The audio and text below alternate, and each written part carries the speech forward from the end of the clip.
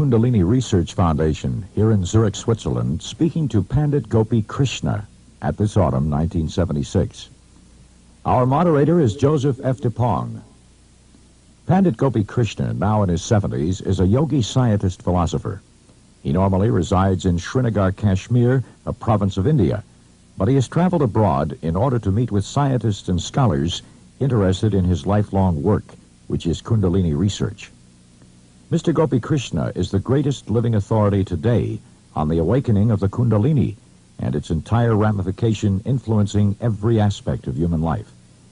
He speaks of a very personal experience of his own, where the same divine power has been awakened within him after 17 years of meditation. As the Pandit will explain, Kundalini research is the key to understanding every mystery and paranormal phenomena which now defies scientific, rational explanation. Kundalini research offers a comprehensive and testable approach to elucidating the entire spectrum of biological, psychological, sociological, and spiritual experiences which constitutes human life. Because the work of Gopi Krishna is fundamental to the advance of science and to the future well-being of global society, we have asked him to give us his views on various aspects of the Kundalini experience. Joseph DePong, who will deliver the questions, is the president and founder of the Kundalini Research Institute of Canada and the president and founder of the Canadian Psychic Research Foundation. He has been actively involved for numerous years in teaching meditation and spiritual healing and has been pursuing the areas of the Kundalini phenomena since his very own divine experience, which occurred several years ago. Mr. DePong's investigation into the wide range of paranormal phenomena and into the systems for self-development and expanded awareness led him to conclude that Gopi Krishna had identified an area of crucial significance for humanity. He also recognized that Kundalini research is the single most important topic for science to examine. We now turn you over to the conversation between the two men, which has already begun. Mr. Pandit Gopi Krishna, there are no words that I can describe how honored I am that I am able to be here with you today and that I am having this task and a pleasure that I could put some important questions that could be answered by you, where could perhaps clarify some thinking in people's minds. I have several questions that I had put forward. And the first one is has something to do with evolution as to versus the Kundalini power and the evolution of man, and how would this relate to the evolution process in man versus Darwin theory. And perhaps if you care to make a comment on this, how would this evolutionary process and the philosophy compare into the story in the Bible and Genesis of Adam and Eve? So it's a pretty long question. It is a pleasure for me also to answer it. Now, according to the present view, evolution is a process by which life has progressed on Earth from simplest cellular organizations to more complex ones. For instance, it is held that the first organism was a one-cellular growth, which later on became more and more and more complex until it culminated in man. How this happened, there is no satisfactory answer to this question. The answer is given that it was heredity and natural selection and struggle for existence, and other such solutions are offered for this problem. How a plant grew into an animal, how a fish became a reptile, how a reptile became a quadruped, these questions are not very satisfactorily answered. All that is said is that this happened by chance mutations. and that it was the struggle of the creatures against the elements that changed their form and gave them certain definite organic proportions. The general trend of the theory is that evolution has been planless and aimless. It has all been a chance, an accident by which matter built itself into living creatures and finally into man. If we now examine this theory, we find that what is said actually happens before our eyes. For instance, we see that after the combination of the seed of the man and woman, there is a process of growth from a very microscopic speck into an infant into the womb of the mother. And after that, also by a mysterious process of growth, into a full-grown man. So, considered from this angle, evolution is going on before our very eyes. And this principle was also recognized by Greeks. Some Greek philosophers held that life had grown by evolution. Similarly, there is also an Indian theory of evolution, but the difference between the Indian theory and the Darwinian concept is that it is the soul that evolves. It is not matter, it is not the primary cell built of matter which is evolving, but that there is a principle, a life principle which is evolving from very primary formation into more complex ones. Now the question arises, could dead matter without any intelligent energy or principle in it purely by accident and random mutations develop into man and build such a marvelously complex organ as the human brain? What now scientists are facing at present are certain inexplicable phenomena in the brain itself. The knowledge of the brain as yet is very incomplete, and there is no knowledge of the life energy. It is clear that it is neither a chemical energy, nor an electronic energy, nor a gravitational energy. It is not any energy known to science, but all the same, bodies live, they spend energy, they work, they run, they stand, they eat, they sleep. What energy is functioning in the human body or in the body of the animals or even in the plants? We have no answer about it from science. The tragedy has been that these speculations have been premature.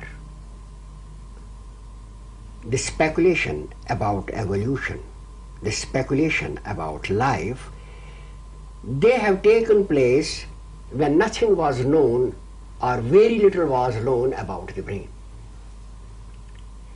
Now, after about 100 years, brain experts are coming forward with explanations that it does not appear that neurons are responsible for the life energy. There is some other element working in a living body in the brain which we have not been able to understand so far completely. And this element is mind. It is now held by specialists that mind has been the dominating force and the guiding force in evolution rather than matter. Therefore, already science is awakening to the realization that the previous assumptions have been precipitate, and that without the knowledge of one part of human beings, that is mind, the older scientists jumped to the conclusion that all this was a play of matter. Although the older philosophers like Plato or Socrates or Plotinus or the Indian philosophers, their viewpoint was that life itself is so peculiar and it has such characteristics that it cannot come out of earth or matter or something dead. There must be a source for it which is living, which is conscious. But somehow this fact was overlooked by the scientists of the last 1 or 2 centuries.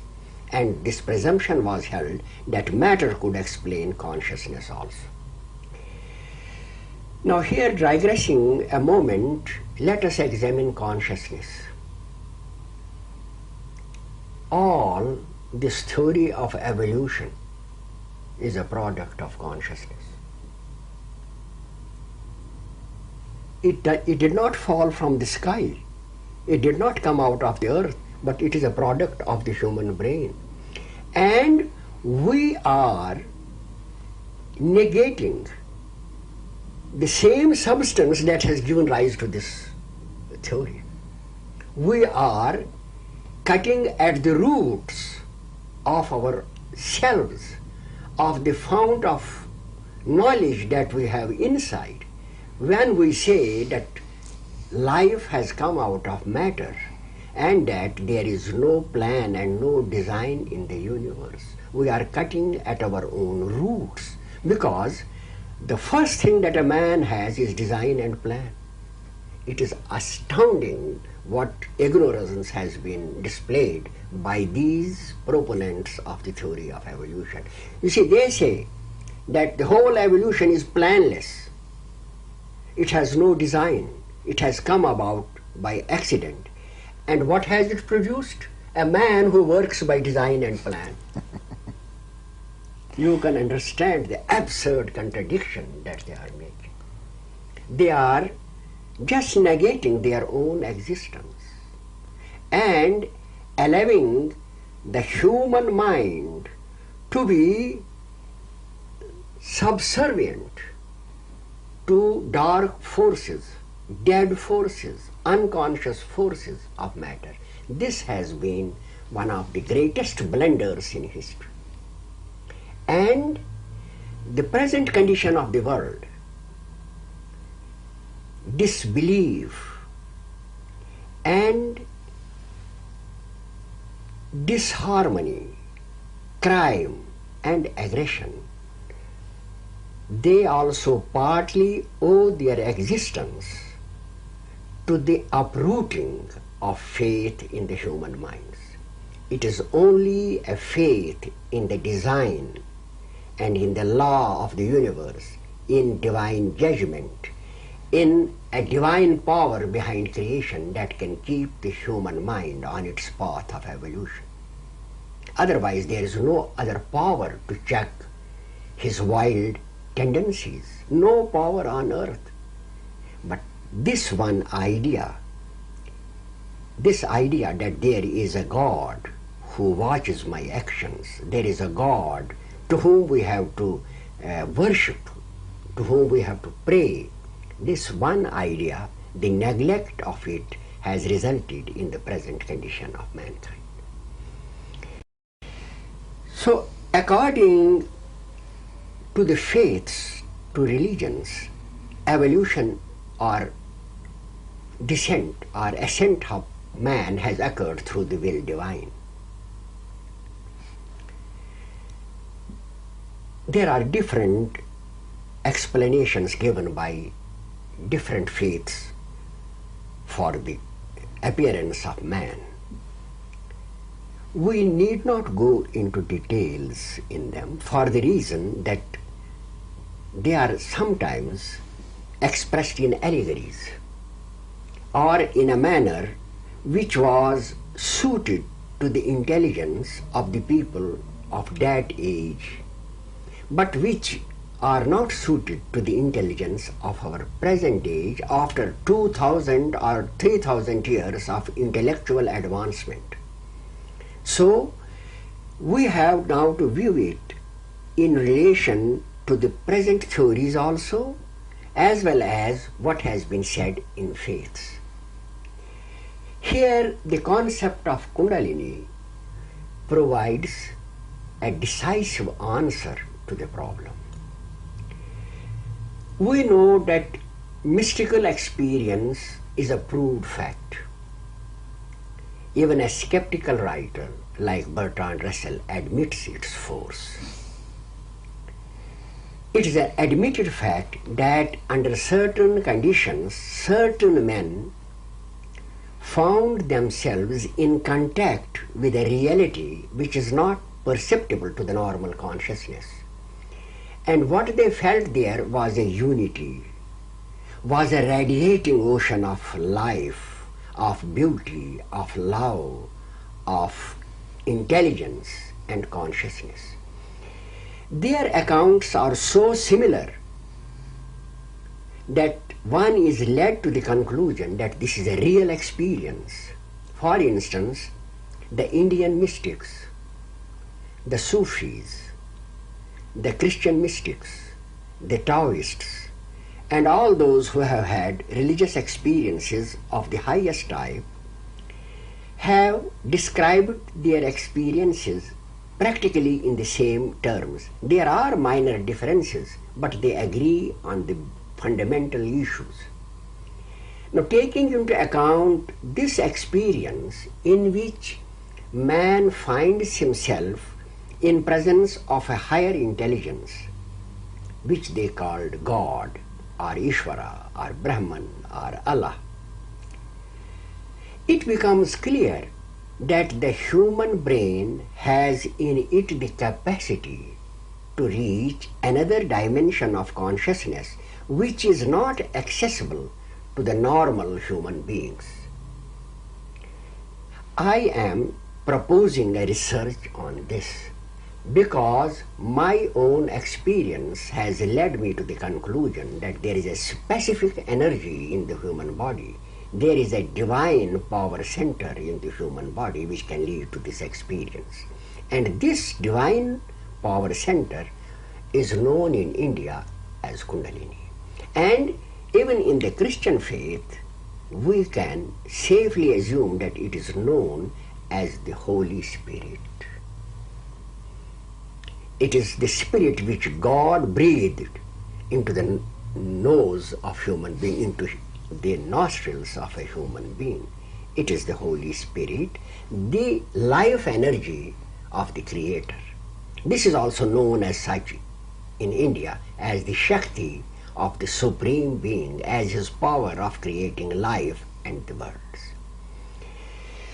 So we can safely conclude that if man or if several men have been able to reach a higher dimension of consciousness, which they call as mystical experience or communion with God, it means that there is still a channel open to the brain to have experience of this condition, which means that there is still another rung on the ladder of evolution which man can reach. This means that there is already a predetermined target, a predetermined state where man is reaching at present.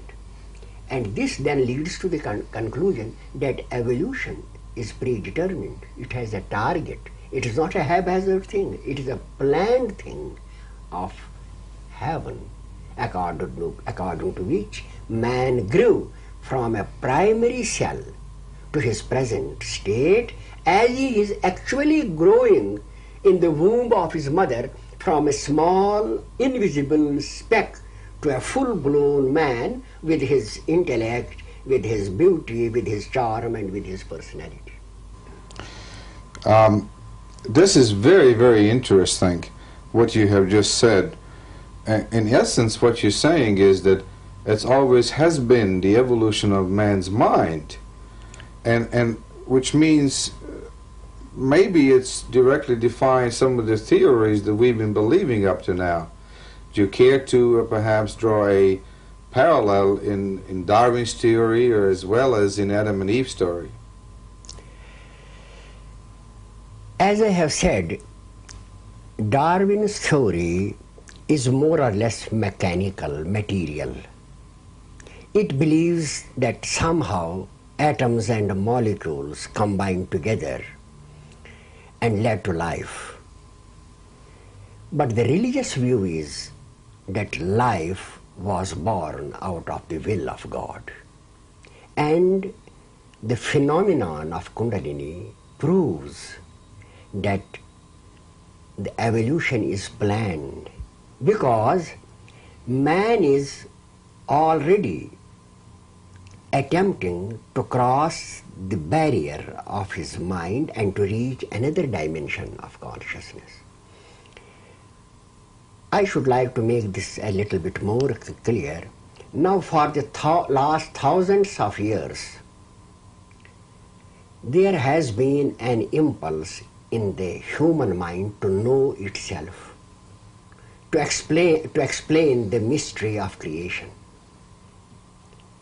And all of us often ask ourselves, what are we? What is this creation? How have we been born? What will happen after death? What are these questions? These questions imply a thirst in man to go beyond the barriers of the intellect. The intellect has not been able to answer the question, who am I? Whence I came? What will happen to me after death? What is this world?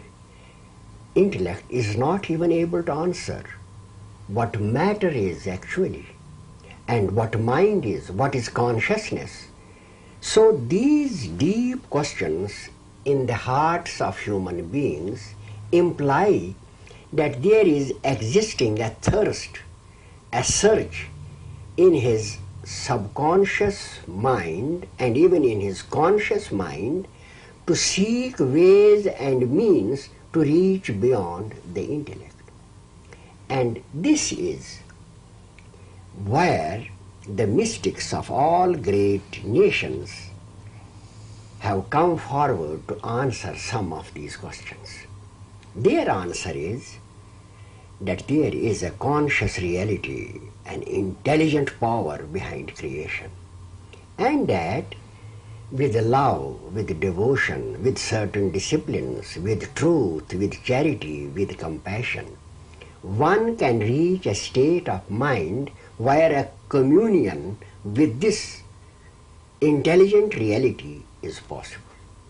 Science has nothing to say about it because it only deals with the world which is perceptible to our senses and which can be explored by the intellect, but it has nothing to say about a world which neither our senses nor our intellect can reach. So here we come across a new frontier for which a new method of exploration would be necessary.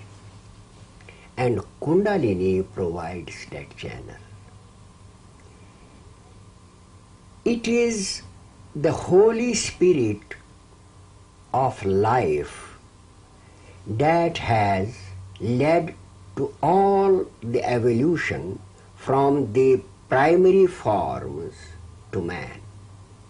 Science has no answer to give whether man has now reached the final state of his being or he is still evolving.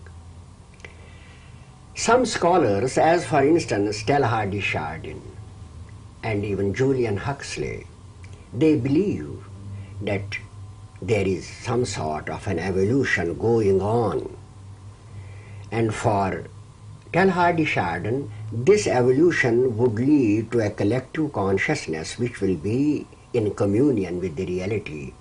But he does not say the same about individual consciousness. For me, the pressing problem is, who am I? And where am I going? And what will happen to me after death? There is no answer to this question. Similarly, what Julian Huxley says is that a socio-cultural evolution is going on, that is, man is becoming more and more well-versed about the world and is gathering more and more more and more information about the universe.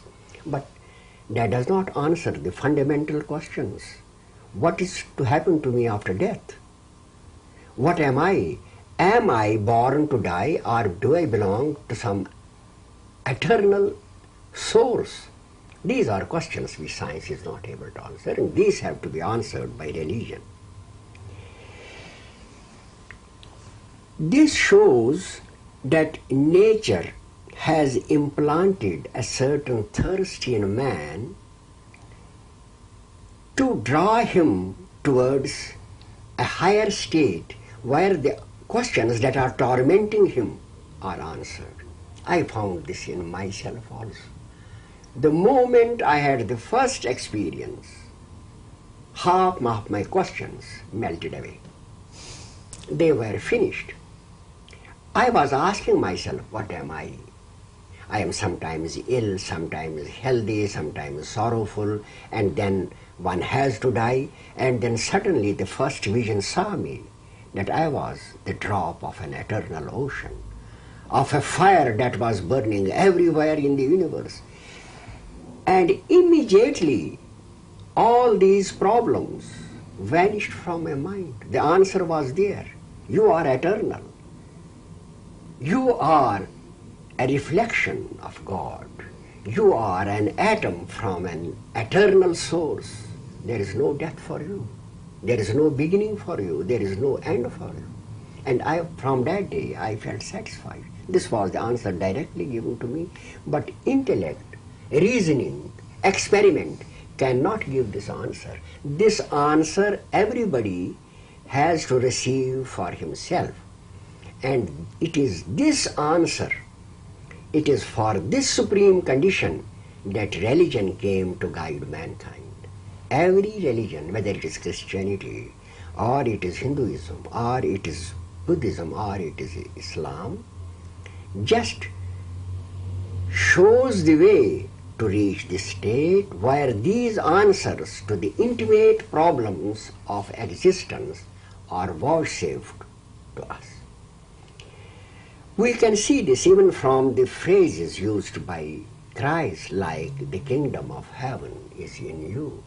That means there is something extraordinary in you, which is not easily accessible, but which, if you follow my precepts and lead the life which I am outlining, then alone you will be able to find that kingdom. And that kingdom is the higher dimension of consciousness which is destined for man.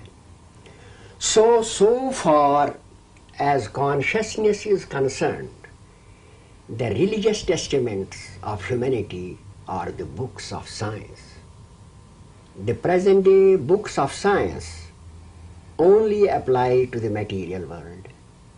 But for the spiritual evolution of mankind, the revealed documents are the books of science, and they have to be followed as meticulously as we are following the directions of scientists for our material prosperity. It will take ages for prophets and for great mystics to add to the teachings that are available to us in the Bible, in the Quran, in the Vedas, in the Bhagavad Gita, or in the discourses of Buddha. So the story of Adam and Eve and the serpent, we have to look at it carefully. It might be bearing some meaning which in the light of scientific knowledge may not be clear to us, But when viewed from the spiritual point of view, it may hold a mystery which we have to explore. It may be an allegory to represent what I am saying, that there is a divine energy in human beings, which is also called a serpent in the Indian tradition, on account of the fact that it can be both benign and also malignant when we sin. Then it can be malignant when we sin, when our lives are sinful, when they do not follow the injunctions of revelation, then this energy can become malignant or Kali. Therefore, we have to study these passages and these explanations contained in the ancient testaments in the light of our knowledge of the spiritual world. They are allegories which we can understand only when we know the whole scheme of evolution as presented by religion. In other words, your whole advice here is to humanity to perhaps go back into the spiritual books again. Definitely. I say, and please mark my words, I say that if all the technological discoveries disappear from Earth, the steamships, the aeroplanes, electricity, and all other very fascinating discoveries of the 19th and 20th centuries disappear from Earth, mankind will live and survive and again may reach the same height of civilization which will be superior than our present civilization.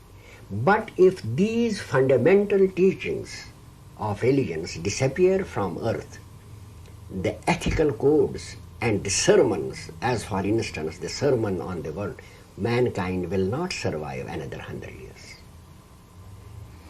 It is that is why I say that the modern world is blundering.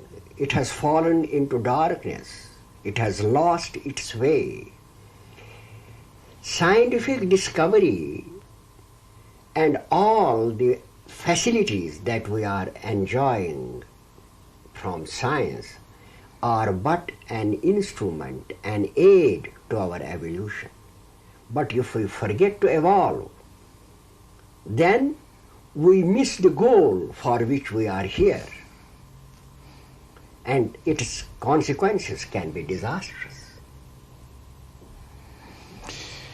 Pandit, you are now known through your works in books and other works of your high knowledge that you attained through the awakening of the Kundalini yourself, or the very serpent power that you have been speaking about a few minutes ago.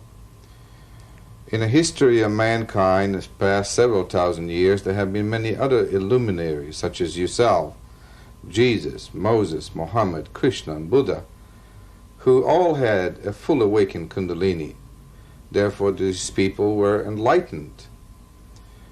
Now, I'm pretty sure that the Western world would like to know, if you were to walk down a street, can anybody recognize you among many people as being enlightened? Would you carry a halo around your head, or some kind of a strange light that ordinary man would recognize? I think it's important perhaps for our audience to understand this. I must make one thing clear here. I do not profess to be enlightened or illuminated or a prophet or a genius. If you search in my heart of hearts, I tell you sincerely, I feel humbler than the humblest of men. You will think it is incredible, but it is the truth. I feel that somehow, by some strange freak of fate, a certain change was made in my system by which I entered another dimension of consciousness which was not present up till my 34th year. And this sense and this new position, instead of adding to my pride or giving in me the thought that now you are enlightened, is humbling me down. The only thing I can claim is that I am often, and especially at certain times when I write, in contact with a higher intelligence which is completely beyond me. I am just a humble servant, just a human being, just a small creature. Because when I compare myself to this glory, to this splendor, all my human vanity, my human pride and my ego, they are humbled to dust. Therefore, I never think that I am enlightened. And when you come to Kashmir and you are in my family, you can see that I live just like an ordinary human being. Perhaps you will not distinguish me from other people living. And even now I say that so far as worldly knowledge and intellect and other things are concerned, I am perhaps average. I have no pretensions, no thought of anything supernormal or paranormal. What I am giving out comes from a higher intelligence. I am merely an instrument fashioned by fate through no great efforts of mine. I am telling you my heart. One thing I can say, that this change in me has brought some new knowledge which I want to share with the world.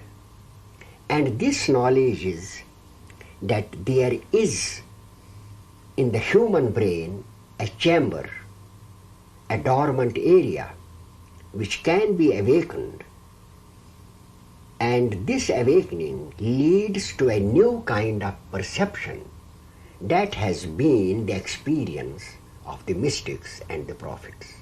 One then comes in contact with another world of life, another world of intelligence, another ocean of consciousness. And that experience is so staggering, so overwhelming, so joyful, and so invigorating and exhilarating that nothing on the earth compares to it. I do not lay claim to anything else.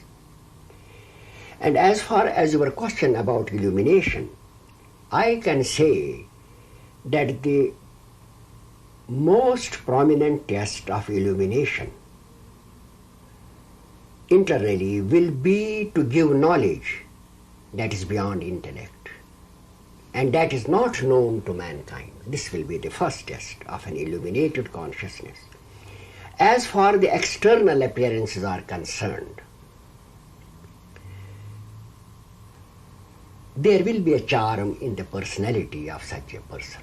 Humility, love, compassion, Catholicity. And such a person would not be too much addicted to the world or have ambitions or have desires. He will be satisfied with the inner treasure that he has got. It will compensate him for all that we can give him of the earth. But if he walks in a crowd, you will see a human being. Normally, without any sign, he will have two eyes, he will have a nose, he will have a face, he will have a body, just like as an ordinary man has.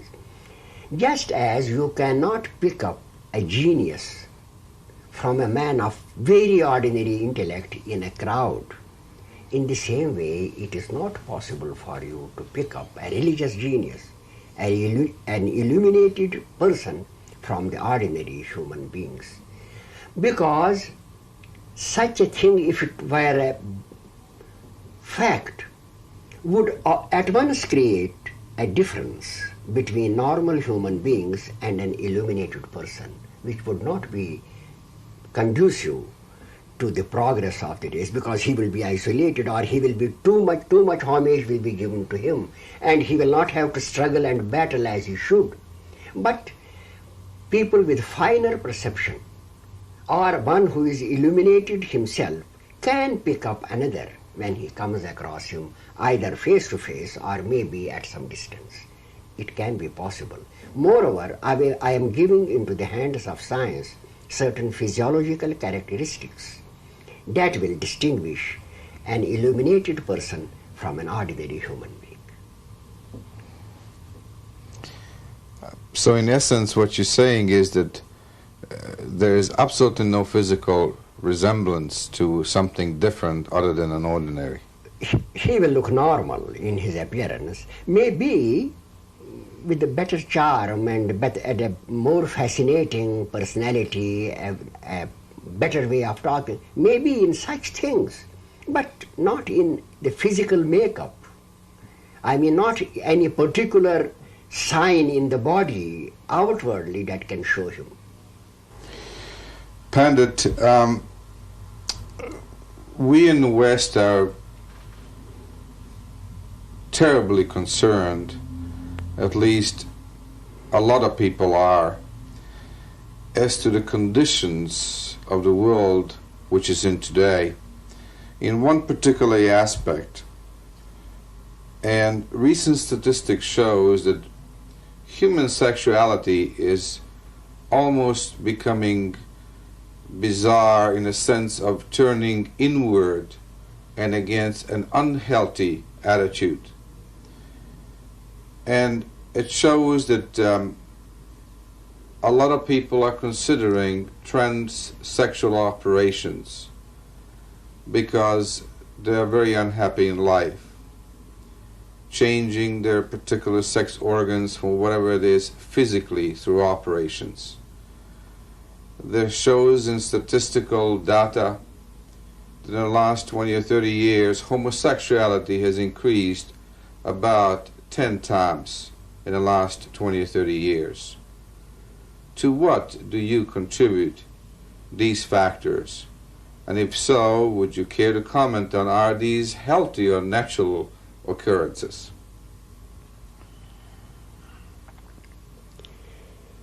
I cannot say that they are healthy or natural occurrences, but let us consider this issue from the general viewpoint of evolution. We find that during the last 50 years and even more, there has been a great change in human life. In the West especially, people now have a standard of life, have such amenities and facilities that in the olden times even kings could not dream of. Cars, even planes, palatial homes, air conditioning, television, telephone, and all that modern science has been able to devise.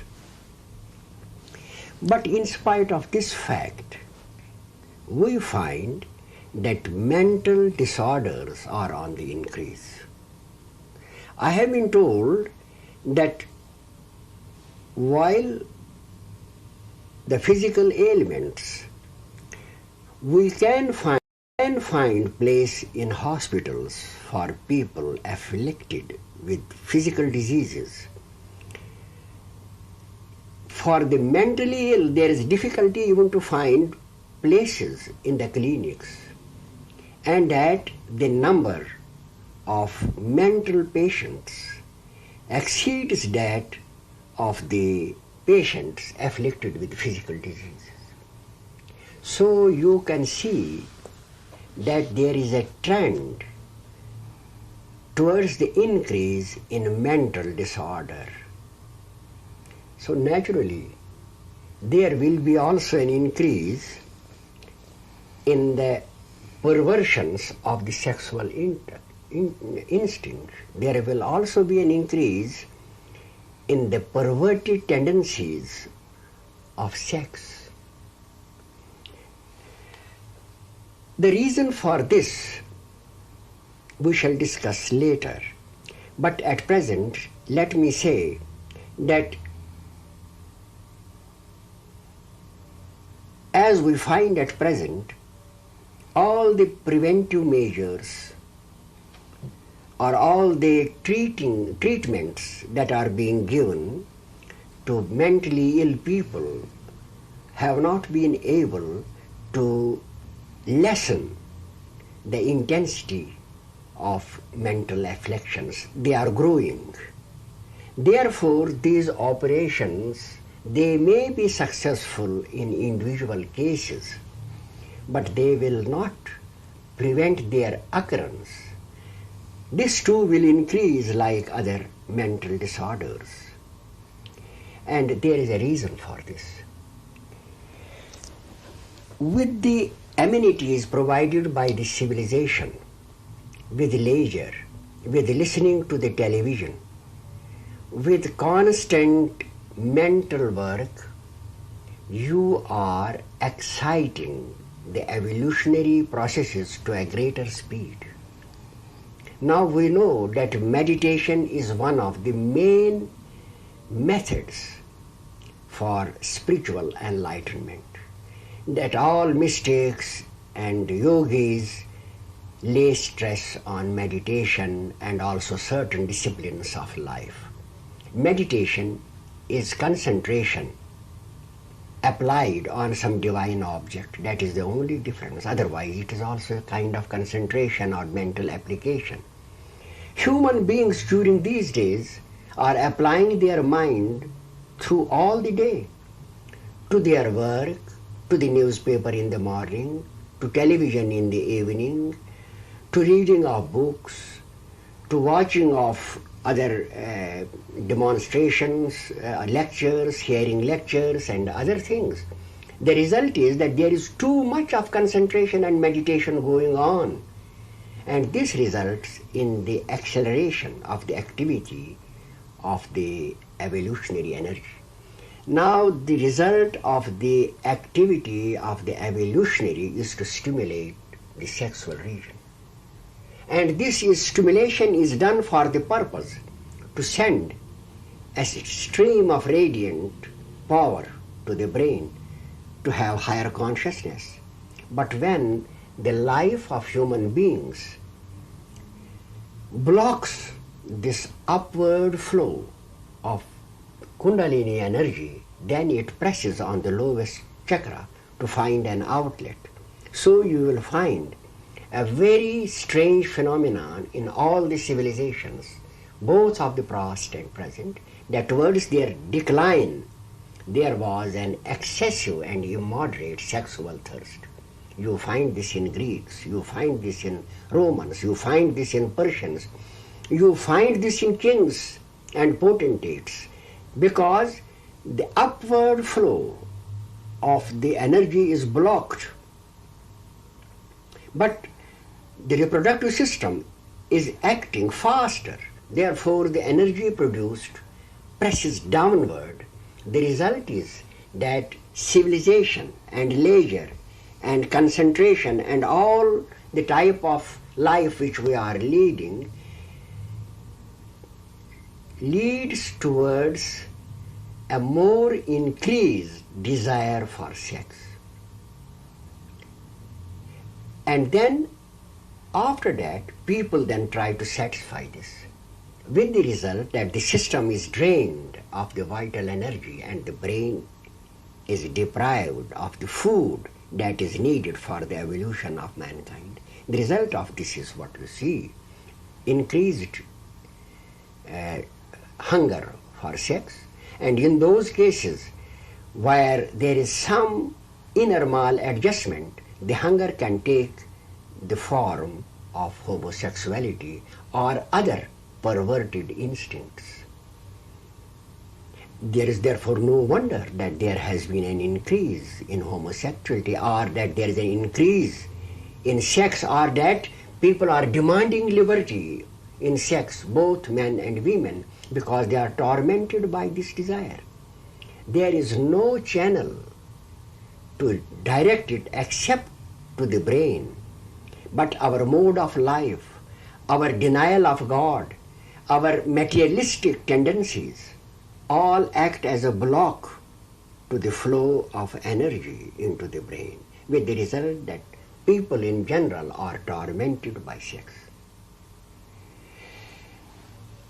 The importance of religion and of what I am saying is still not obvious to mankind. If man continues to follow the present ways of life, he will suffer terrible torments of sex, even greater than are suffered at present. There will be greater revolts, there will be greater rebellions, there will be greater crime, there will be greater aggression, there will be greater wars. Because we are blocking the flow of the energy into the brain, which only a religious discipline and a spiritual ideal can help, not otherwise. So we are suffering. We are seeing certain conditions, evil things around us, which we cannot explain in the terms of ordinary knowledge, but which knowledge of our scriptures, which knowledge of the divine force of evolution at once makes apparent. The conditions that you see in the world, even the conditions of sexual perversion, they are due to a blocked Kundalini. And our present civilization is acting as a clear block to human progress. I think there was to me anyway, a very satisfactory answer, and this is an incredible answer, Pandit. How can you give us a way out of this terrible turmoil that some people are in today? Is there any way out at all?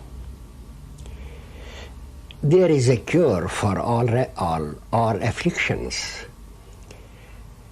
You see, now, according to the modern psychologists, some of them hold that insanity is due to repressed or suppressed sex.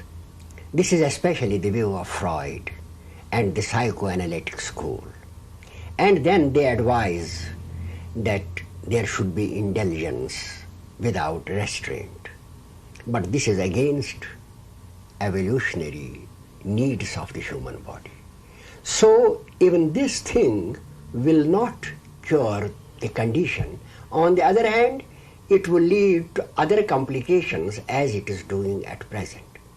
Let us take it in this way, that meditation, concentration, application of the mind, civilization, leisure, amenities lead to the acceleration of the evolutionary apparatus. The result of this acceleration is that the reproductive organs produce more of the vital essences and secretions. Normally they should be absorbed in the body and go to the brain to bring a higher state of consciousness to the person. But since our ways of life are not in accordance with the law of evolution, we create a block.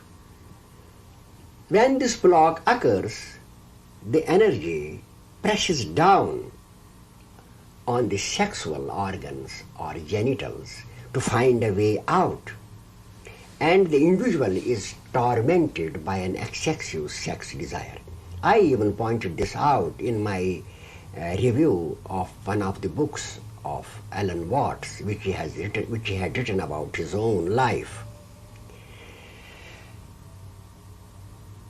In the case of the man in whom the Kundalini is awake and has reached the brain, this pressure does not exist, because it is finding a natural outlet and is now going up as ojas, as the Sanskrit savants called it. They call it ojas.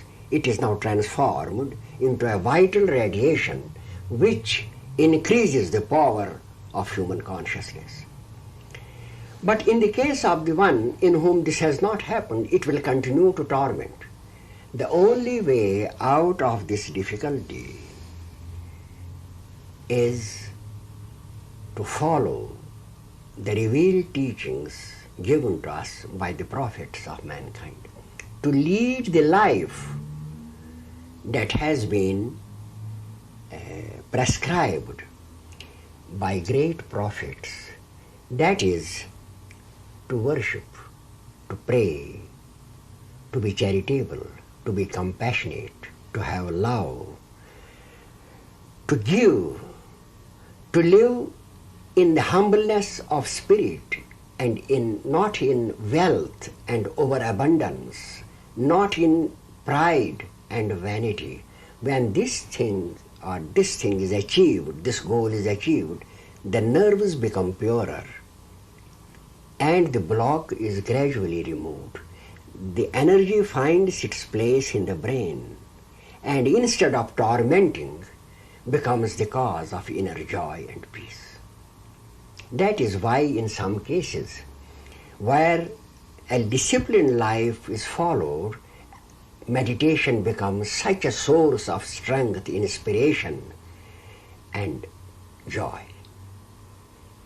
We have to give it way to the brain, and that can only be done by leading a disciplined life, by being careful in our food, in our speech, in our activity, in our behavior, even in our sleep, so that we lead a life in accordance with the precepts of the religion, with prayer, with also sometimes meditation, so that our inner self is purged and the block from the nerves is removed, and then man proceeds on the path that is destined for him.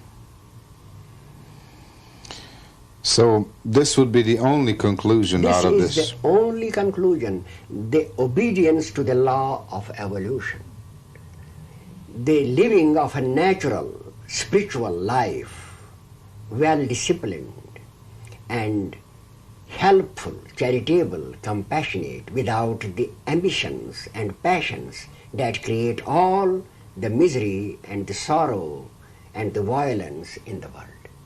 That is a life, the Christian life, the Buddhist life, the life idealized by Muhammad or idealized in the Gita. That is the only answer to mental deformation. No effort done by humankind, no effort done by medical men, no effort done by psychologists can cure mankind.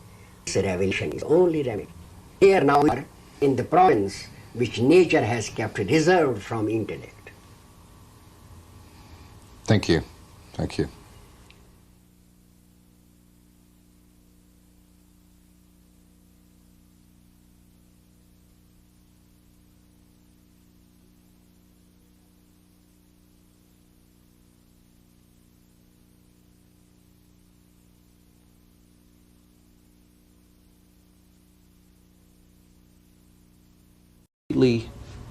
Satisfied, however, I wonder about what psychological changes would be observable in an enlightened person. What, for example, would a psychologist be able to determine or measure?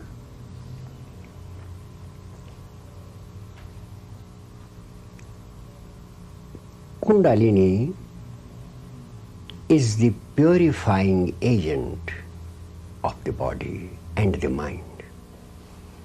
The most important psychological changes in the character of an enlightened person would be that he would be compassionate, he would be more detached, he would be with less ego, he would not have violence or aggression or falsehood.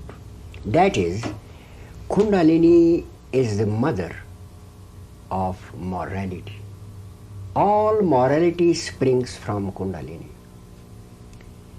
Since the very beginning, it is the evolutionary energy that has created the concept of morals in human beings. It is not an expediency of our social structure that is responsible for morals. It is the activity of Kundalini. Kundalini is the guardian of the morals. Therefore, when it is awakened, its first effort is to clean the mind of evil desires and passions, of anger, of malice, of envy, of jealousy, even of excessive ambition and excessive desire. You're saying there is a biological basis for morals and values Definitely, and virtues. Definitely. It is a part of human evolution and it is being done by Kundalini. I feel tremendous changes in myself, which I cannot account for to my own actions. They have been made, they have been caused by the process of remodeling that has been going on in my body. And now if we for a moment look at the lives of the great mystics of the past, the prophets like Christ and Buddha and Shankaracharya, Vyasa or Muhammad, we find evidence of this in their own lives. A desire to speak the truth, a desire to speak mankind, unbounded love, compassion, mercy, charity, this you will find in all of them. In fact, Kundalini is the storehouse of all the virtues. If Kundalini were to go wrong, man may become highly intelligent, much more than he is now, but he can also become a monster. If Kundalini Goes wrong. Yes. It can create, she can create, this goddess, as they call it, can create mankind, make it highly intelligent. But, Genius. beg pardon? Genius, but an evil genius? Highly intelligent, geniuses, but monsters in their action. And it is possible in the cosmos there might be such species, monstrous species, highly intelligent. This possibility is not ruled out. Which are also sometimes of which visions have been had, and they are mentioned in the mythological lore of India. Evil beings who are highly intelligent, have great prowess, are skilled with everything, but they are evildoers, they are monsters. So, if man were to depend on his own efforts to create a moral race, to create a race of human beings who are highly moral, it can never succeed. And we see, and it is proved by the doings of the 20th century. There have never been massacres in history as there have been in the 20th century. Imagine 6 million people massacred in Germany, perhaps 5 million people when there was the communal riots and communal clashes in India at the time of the partition. 3 million people in Pakistan now, and it is said 125 million people in Russia during these years. And who knows how many in Vietnam and other massacres. 20th century, at the height of her intellectual powers, mankind has been the bloodiest in history. It is only the grace of Kundalini, the grace of this energy, this Holy Spirit, which is the guardian of our evolution. It is through her grace only that mankind can progress spiritually and morally.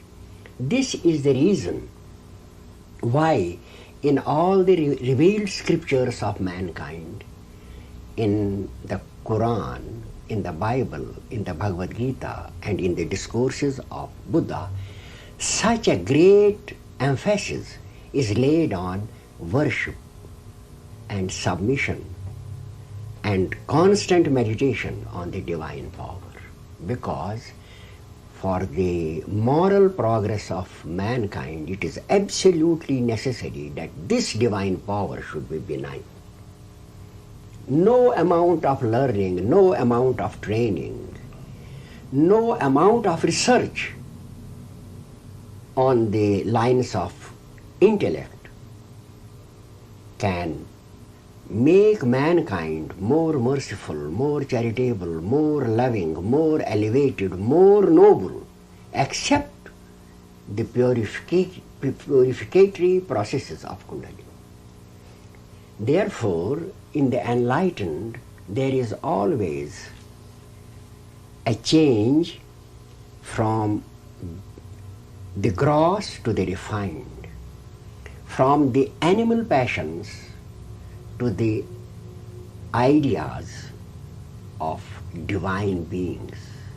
They have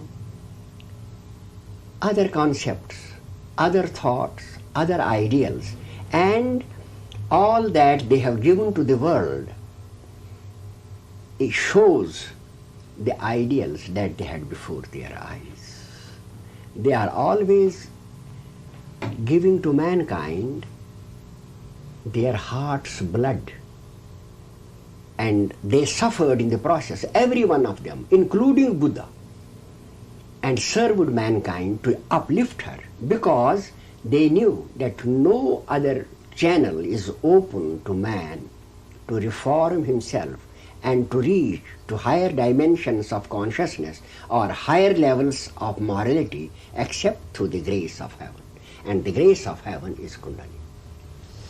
Now you have described a person whom most would say is a saintly person, and you are calling this person enlightened. So if I understand you, then you're saying the qualities of a saint are part of what an enlightened person is. But what about creativity and what about genius? Are these characteristics, do they differ? How does a genius, for example, differ from an enlightened person? You see, here you have to take into account the human mind and the human personality in its normal sphere. What do we find? We find that some people are saintly, some are more evil, some are more selfish, some are highly intelligent, some are less intelligent, some are geniuses. Now let us suppose that one of these persons becomes enlightened. The attempt of Kundalini as the illuminating energy will be to refashion the brain and the mind of this man so that he conforms to the model of the Superman. I mean, he is highly intelligent, he is a genius, he is compassionate, he has the virtues of all the great prophets that have appeared in history. But since human beings are not alike, some have one frailty, some have another. Therefore, even in the enlightened stage, our culture, our state of the body and our state of the mind also plays some part. It may not be possible for the remodeling processes to create a perfect man who is a genius, who is enlightened, who is compassionate entirely, who is entirely loving, and who has all the virtues of a illuminati. There might be differences in one aspect or the other. We have to say that the same evolutionary energy in bringing man up from the sub-man or from the animal has not created one single pattern, but there are different varieties of people. The same holds true when we go into the next higher stage. It will not be a uniform class of men, just exactly duplicates of one another. There will be variations. In different, some may be more illuminated, some may be better geniuses, some may be more loving, so there will be differences. But decidedly, the enlightened man would be superior to the normal man. Gopi Krishna, you speak of the Kundalini process using terms that seem to apply only to the masculine sex. You have spoken of seminal fluid and the erection of the male organ during this process. Is this an experience that is closed to women, or does the Kundalini process apply to both sexes? It is a parallel process. In the case of males, there is the phallus, which is erect. In the case of the women, there is the activity of the vagina and the organ of generation, the same activity as we can see when they are in actual sexual congress with a man. And also the inner orgasm is the same. This I have verified in at least 3 cases of women. There are internal orgasms. The generative organs are in a state of excitement, tumescence, as in the case of man during the process. And in fact, in one case, the lady was even ashamed to tell me. She said, "Can this be the way to God? As you are saying, I am experiencing most abominable sensations inside." I said, "What are the sensations?" She said, "I can't even speak of them. They are the usual sensations associated with it." I said, "That is the way to God. You are on the right way." It is the same thing happens in I have verified in 3 full cases. And this girl who came to me from California, I put her the question, "What did you experience inwardly?" She at once said. I said, "You are right." Although I have not mentioned it in my book, but she at once said it, and then I could see that it was a genuine case. So, in the women also, the same thing has happened. I am referring to man because now it is not always possible to use both the sexes together, since their reproductive mechanisms are a bit different. So I take one sex, the other we can presume has the same kind of symptoms in a parallel way, in a way suited to the other sex. It applies to both. In both cases, the evolution is going on. In fact, according to the Indian tradition, the evolutionary energy is more active in women than in men. More active in women. More active in women than in men. What does this imply then about those groups or people who see celibacy as absolutely necessary for spiritual advancement?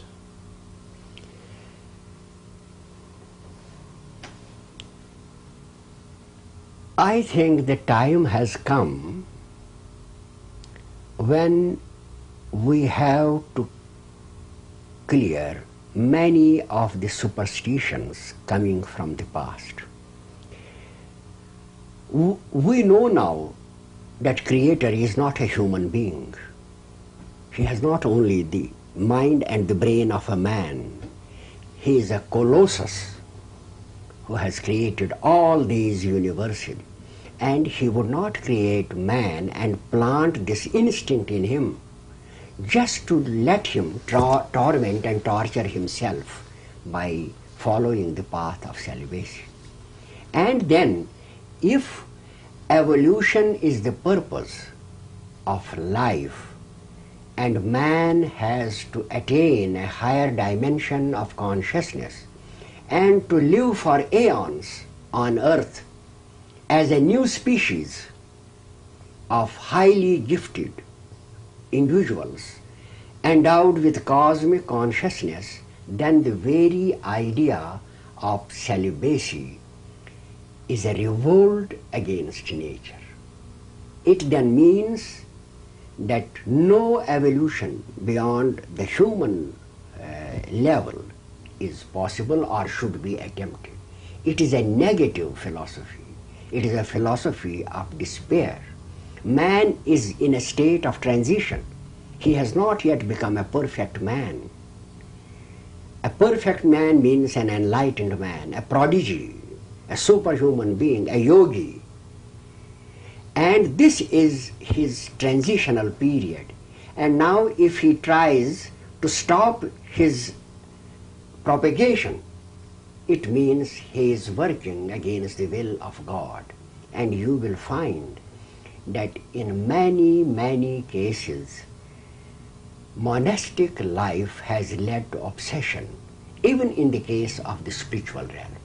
They have been too obsessed, they have been too fanatical, even after enlightenment. It is dangerous. There can be a possibility that naturally in some people, when the Kundalini is awakened, the entire energy may go to the brain, and he may not have a desire for a sexual contact with a person of the opposite sex. But the normal enlightened person should be as sound sexually as a normal man. If I understand you correctly, you are saying that the reproductive apparatus is also the mechanism by which evolution proceeds. Yes. And for this reason, celibacy is contrary to the nature of evolution. Is it nevertheless your view that there may be some value to celibacy at some point in the Kundalini process, since it is a virtue or a moral duty upheld by many spiritual traditions?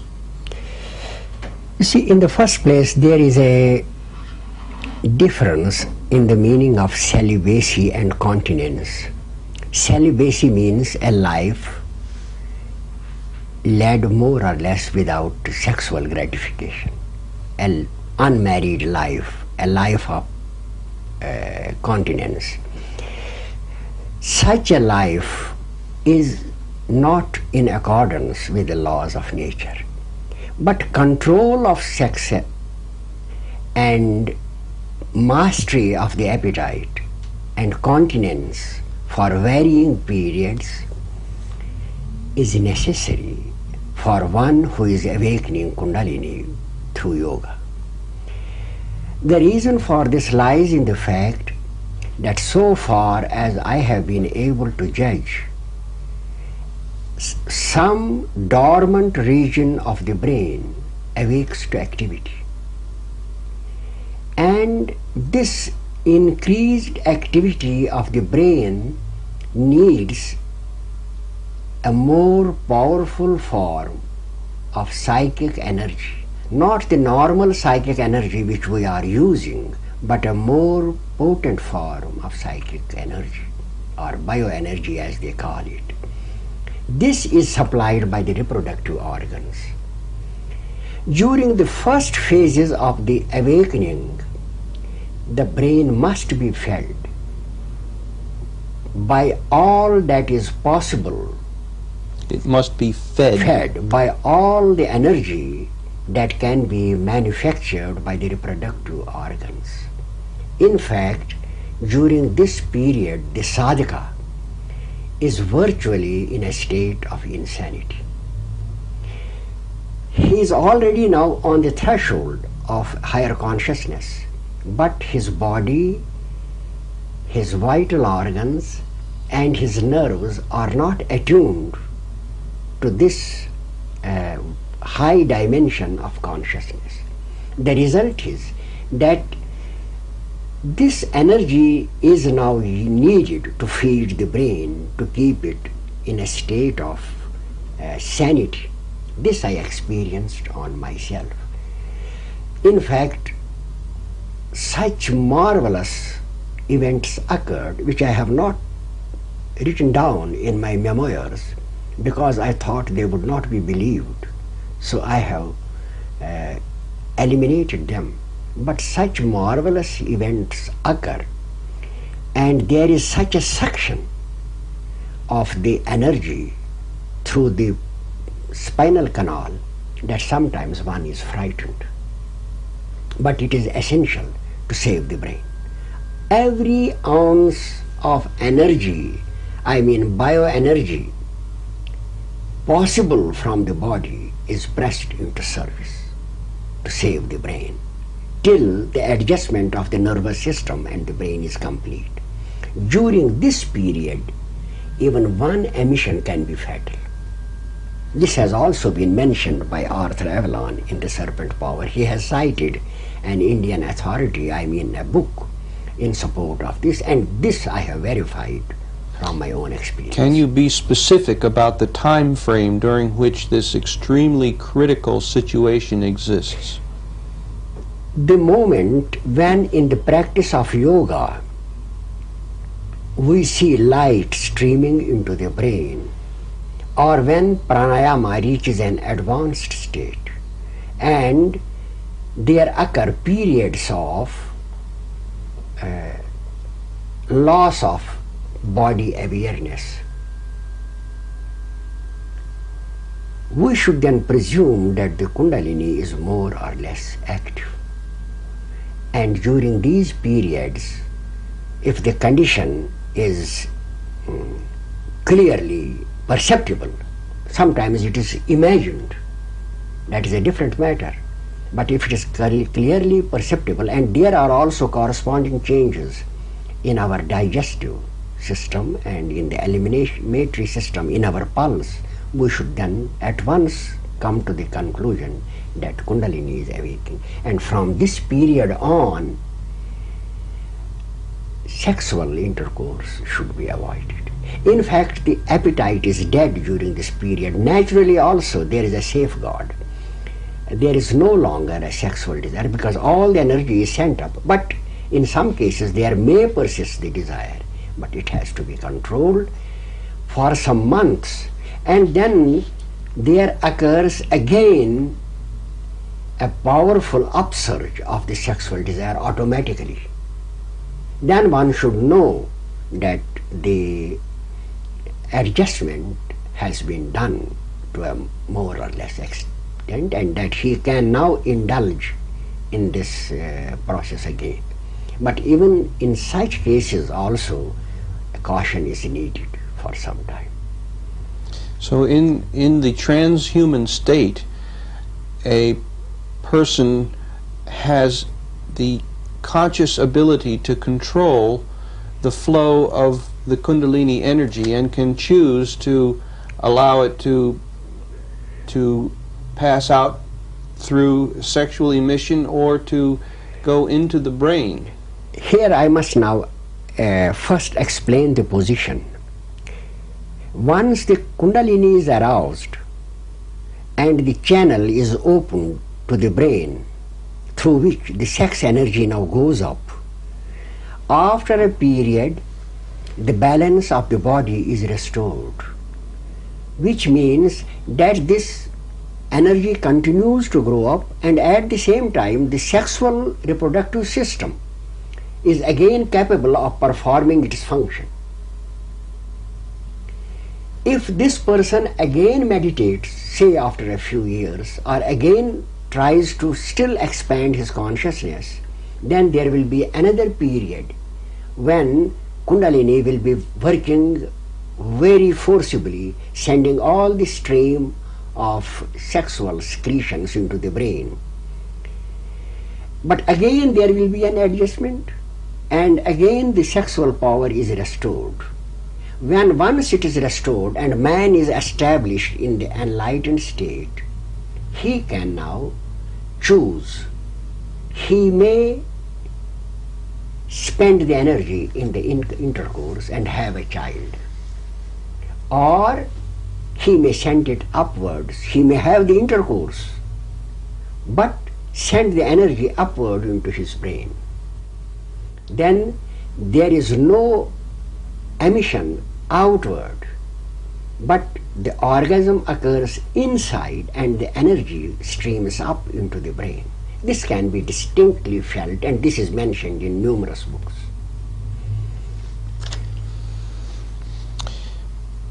Gopi Krishna, you are proposing something for the scientific community which on the face of it, is totally contrary to established views in physics and biology. To propose that there is a fifth form of energy in nature beyond what science officially recognizes, and to propose that sexual energy can be reversed and brought up the spinal column into the brain, apparently flies in the face of established views. What would you say to a physicist or a biologist who says that is impossible?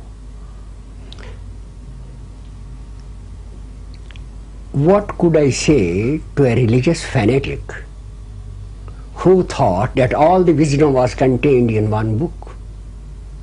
I would go my way. You see, it is a very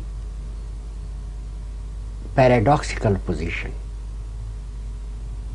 In fact, it is really unbelievable. We still know almost nothing about the brain. We still know almost nothing about how our biological energy is transformed into psychic energy. We still know nothing about psychic energy. We think, we talk, we walk, we do every other thing, but we never know what this energy is. It has been found that it is not electrical energy, it is not chemical energy, it is not gravitational energy. It is something about which science has no knowledge. And now even with this partial information, if any body of men chooses to think that this is the final thing in nature and nothing beyond it, what can I say to such fanatics? I can predict this, that during the investigation of the brain, even through the methods known to science, they will come across surprises which will change their whole concept of nature. Even during their course of normal investigation of the brain, they know nothing about the brain yet. They know nothing about the energy yet. The energy with which we talk, with which we think, with which we calculate.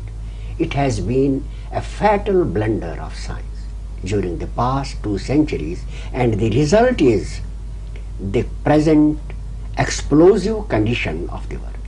It is really a paradoxical position. Ask any psychologist or any psychiatrist, what is the nature of this energy? How does it function? And a simple question, how is organic energy transformed into psychic energy? And he will not be able to answer you any question. But they are presuming certain things. This is mere speculation.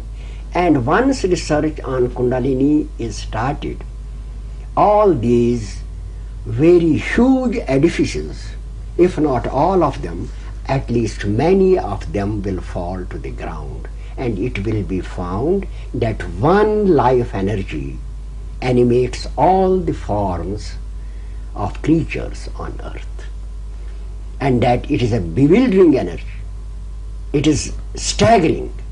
It is something which our intellect cannot grasp. This will be the first result of an investigation of Kundalini. See, if they do not choose to see it now, as regards how the sex energy can go to the brain, there is a definite connection between the brain and the sexual organs. I read recently a book, The Brain Revolution by Ferguson, and in it there is mention that recent research has shown that there is an area in the brain which, when touched, gives the sensation of orgasm. She has mentioned it in the book, The Brain Revolution. Also, scientists have not to seek for, even in any case of enlightenment, they will see the energy going upward. And I think any physiologist can mark this, that at the time of the orgasm, instead of going outward, the energy has been absorbed. There is a way to mark an orgasm. I think Reich has, there is some electrical discharge or something They can verify that an orgasm has occurred, but they can also see that no emission has taken place and the energy has been sucked up. I do not think a greater proof is needed for them to agree to what I say. And it is not only in my case. I can at least cite 10 cases or more from the West in which this phenomenon of an inward orgasm has been noticed, prelude to the awakening of the Kundalini. This ties in directly with the imagery that mystics throughout history in all spiritual traditions have used to describe their mystical experiences. Imagery based on sex and sexual experience. You are proposing that there is a biological linkage which will explain mystical experience, insanity, biological mysteries, mysteries of physics, and psychic research. This is a revolutionary concept. Yes. But you say that you have definite indications for science on how the testing and research can proceed in all these areas. I think I will be able to guide to a large extent, as far as I can do with my limited capacity. I can give the areas and the methods, and also what changes can be expected on the arousal of Kundalini. And then it will be for the scientists to perform those experiments. They are even thinking on those lines in India, how to approach this subject, what experiments to make.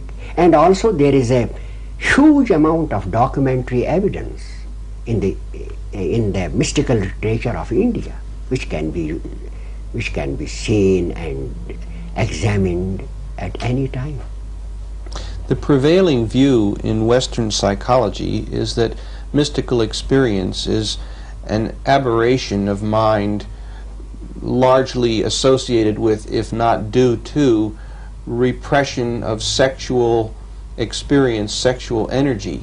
You are taking a paradoxical position and saying that mystical and religious experience is really unfulfilled sexual experience. In other words, the lower end of the spectrum is normally functioning sexually, but this can be turned into, it has the potential to become mystical and produce an enlightened being. See, there is not only the Indian tradition, but read the Taoist books of China, read the Sufi literature, and even the Western mystical accounts, and you will find that sexual ideas and sexual imagery is intermixed with their descriptions of higher consciousness or with their mystical experiences also. The reason is because the sensation, the orgasm, which occurs as the climax of sexual union, also occurs in the brain on the arousal of Kundalini, just in the Sahasrara, the highest center in the brain. And it continues to occur for some time.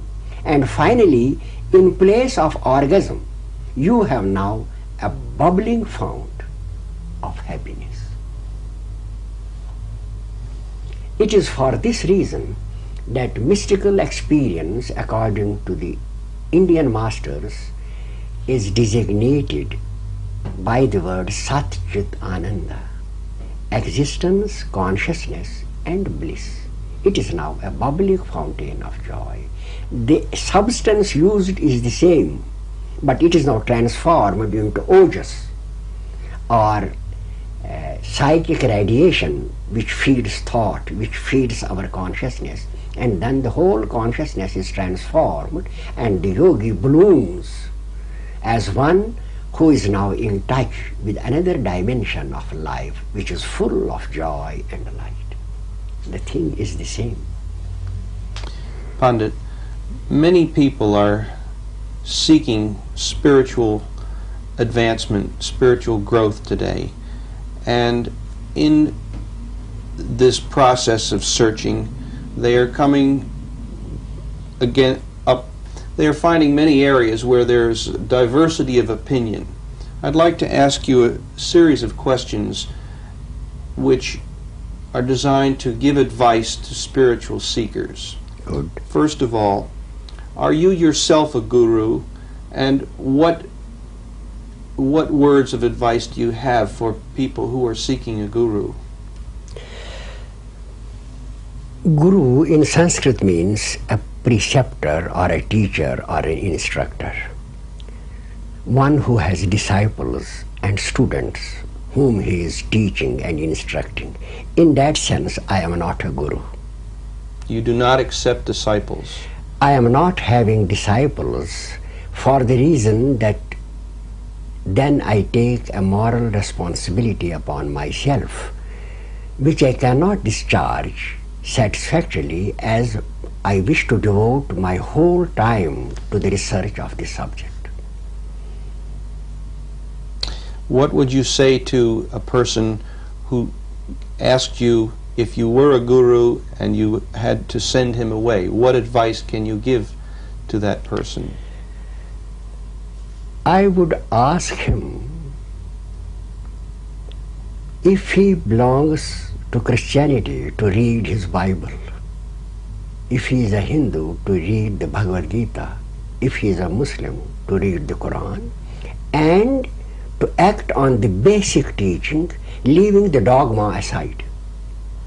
The basic teaching which relates to how man should behave in the world, such as the instruction to be humble, to pray, to worship, to be loving, to love one's neighbor as oneself, to be compassionate, to be merciful, and to do his duties with the thought of God in his own mind. I think I would give him this advice. Some people look for special signs and wonders as indications that this is the guru they are seeking. What indications can you give about the true guru?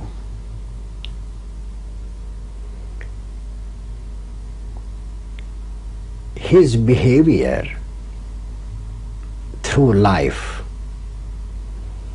must be in accordance with his own teaching, in the first place. In the second place, according to the Indian tradition, he must first give out his own experience, and that experience should be in a language which is inspired. That is the test. Are psychic gifts an indication of the true guru? Psychic gifts are not a conclusive sign of enlightenment. They are there, but they can also be in people who are not enlightened. Not only are not enlightened, but who may be pursuing ways of life which are not in conformity to spiritual ideals. The real test of enlightenment is revelation. Can you explain that more fully? Revelation means directions for humanity coming from cosmic consciousness, and that was why prophets were held in such high esteem throughout the past. They were vehicles for the collective consciousness of the race. This is the highest function of the enlightened, to see beyond the intellect, to give new ideas to the world, to explain the need for the ethical and moral values, to discuss God, and to try to create an atmosphere of peace and love on earth. This is what the prophets are meant to do, and this is also what the aspirants are meant to follow. There is already enough material in the religious literature of mankind which could suffice for all the students and aspirants after yoga. Enough of it. Only it is not used, and people want backdoor entries to the occult or to God, or some special favor, or some special trick, or some magical performance for which there is no provision in the constitution of man. Nature here is very rigid. She only allows one to go up to the next stage who passes her own tests. And those tests are that he develops a high moral caliber. I do not mean moral caliber in the sense of sex, in which it is held at present. Sex is a natural appetite of man. I mean moral caliber, his love for fellow human beings, his love for truth, his uprightness, his compassion, his charity, his selfless work, and other such virtues. If I may create an image, you are on the mountaintop seeing far, but down here is a spiritual aspirant who would like to get to the mountaintop. Now you have said practice the virtues and morality of your particular tradition. What about, however, the question of vegetarianism or methods to awaken Kundalini, meditational and otherwise? What about the practice of various forms of yoga, various systems? Would you recommend these to a person? You see, I would, about vegetarianism, I would not adopt a fanatical attitude. I would leave the question of diet open to the candidate at this stage. If animal food suits him and the climatic conditions of his country are such that this can serve better, he can gladly use it. If the vegetarian diet suits him or he prefers it, he is welcome to take that diet, provided it is complete. That is, it has milk and eggs and animal protein in any form available in it without the slaughter of an animal.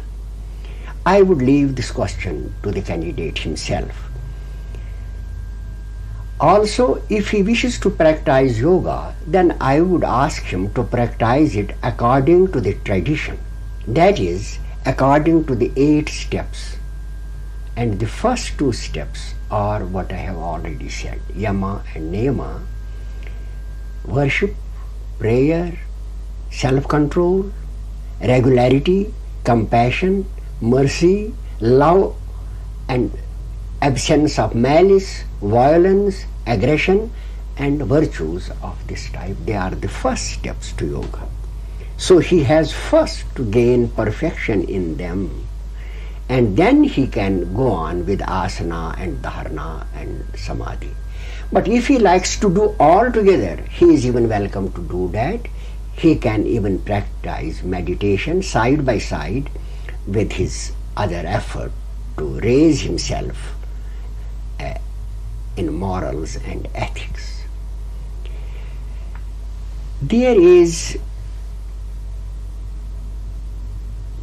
generally a reluctance to follow all the various limbs of yoga and only to snatch at meditation or pranayama or asana, because people believe that these are the real things and with this they can reach the higher level of consciousness easily.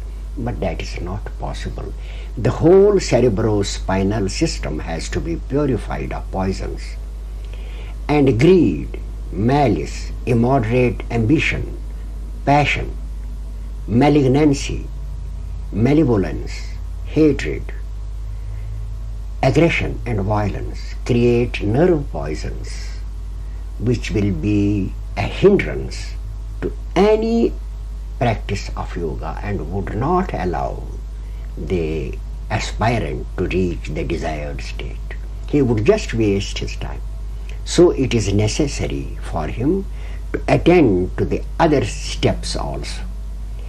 Another point is that the evolution of human beings is proceeding on a complete basis.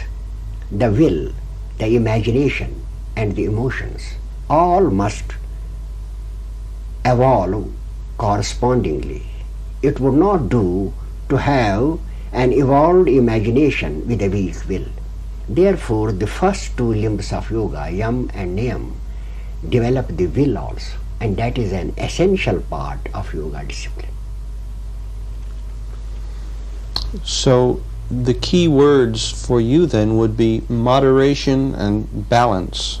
Moderation, balance, self-mastery, and then development of love. This is the most important quality. And also lessening of the ego.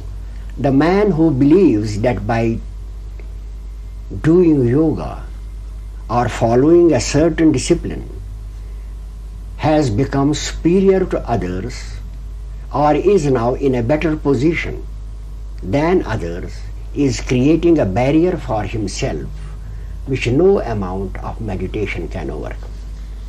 He is creating the barrier of the ego. Similarly, a vegetarian who thinks he is purer than a non-vegetarian is creating another barrier for himself. These barriers are not to be created. The mind has to be let open and free without fanaticism and dogma.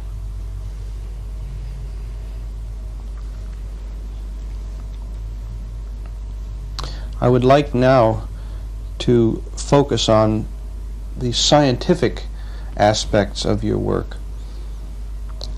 Would you please comment as specifically as possible on what you see as the special significance of Kundalini research on 5 major areas of human experience?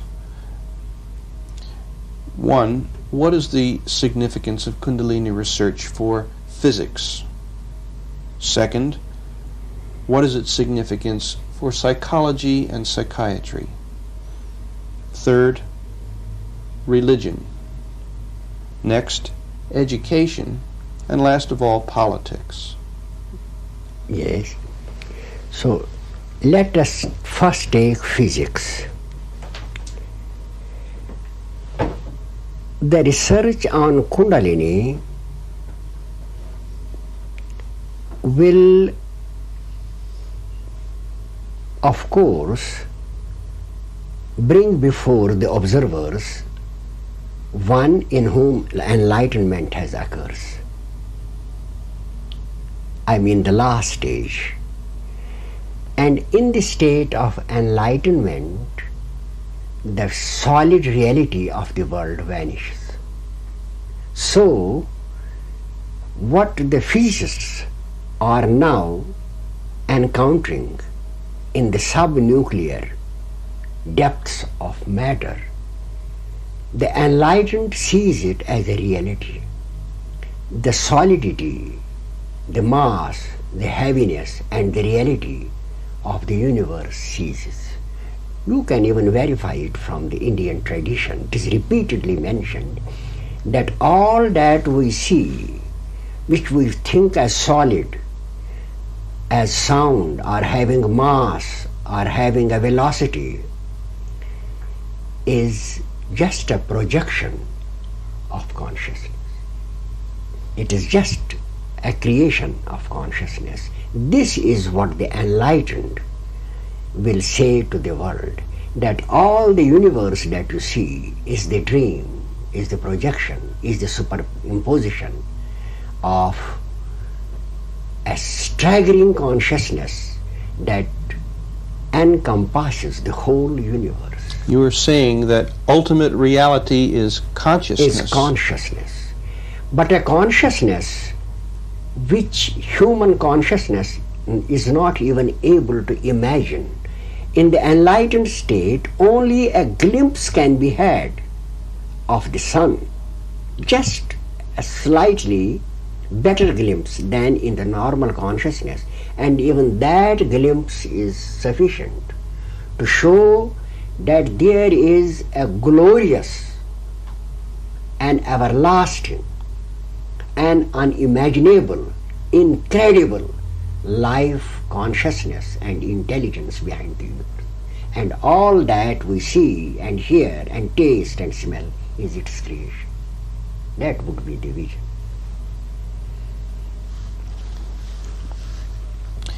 You've mentioned the word prana as the yogic term for a new form of energy that science, especially physics, will have to direct its attention to. What are some of the characteristics of prana? What indications can you give for the observable and verifiable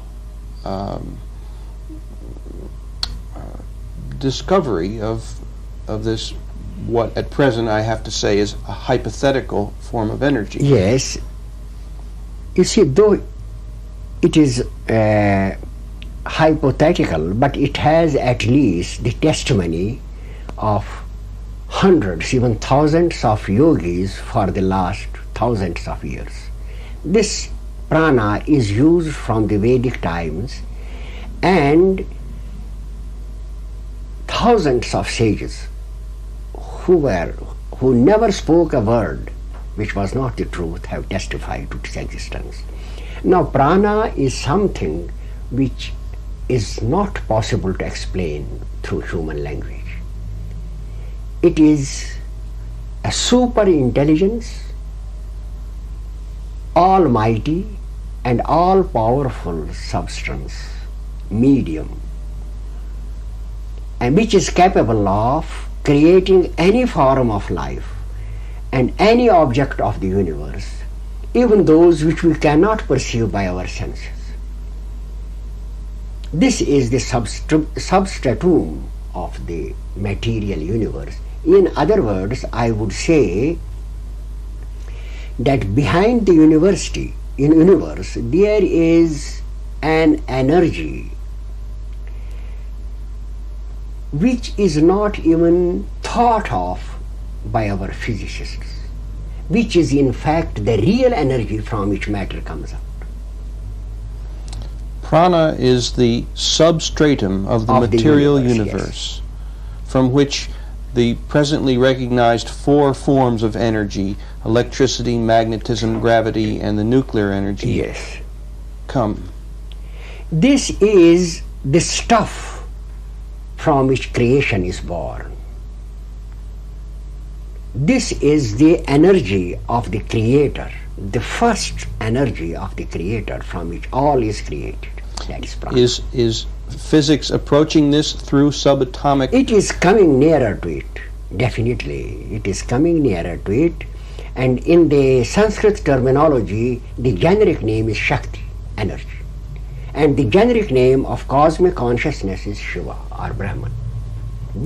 Brahman is the consciousness which is the primordial cause of the universe, and Shakti is his energy by which the universe is brought into existence.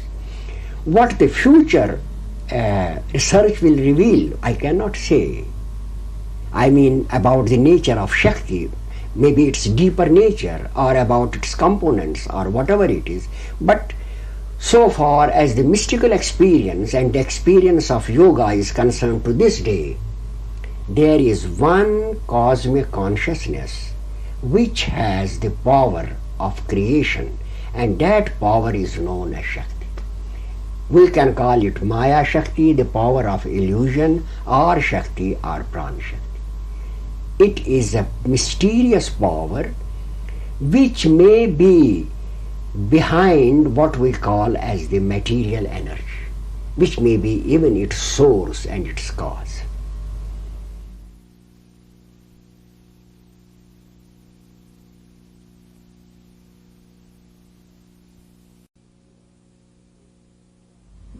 Kundalini, as you are proposing it for science, offers a bridge between physics and psychology. We've just discussed physics. Can you show its significance for psychology and psychiatry? I think research on Kundalini is essential for psychology to know the nature of mind.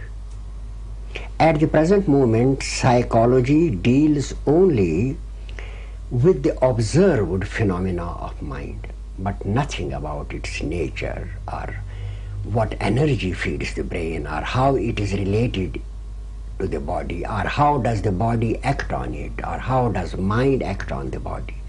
Nothing about this. It simply observes certain phenomena of mind such as dreams or insanity or things like that.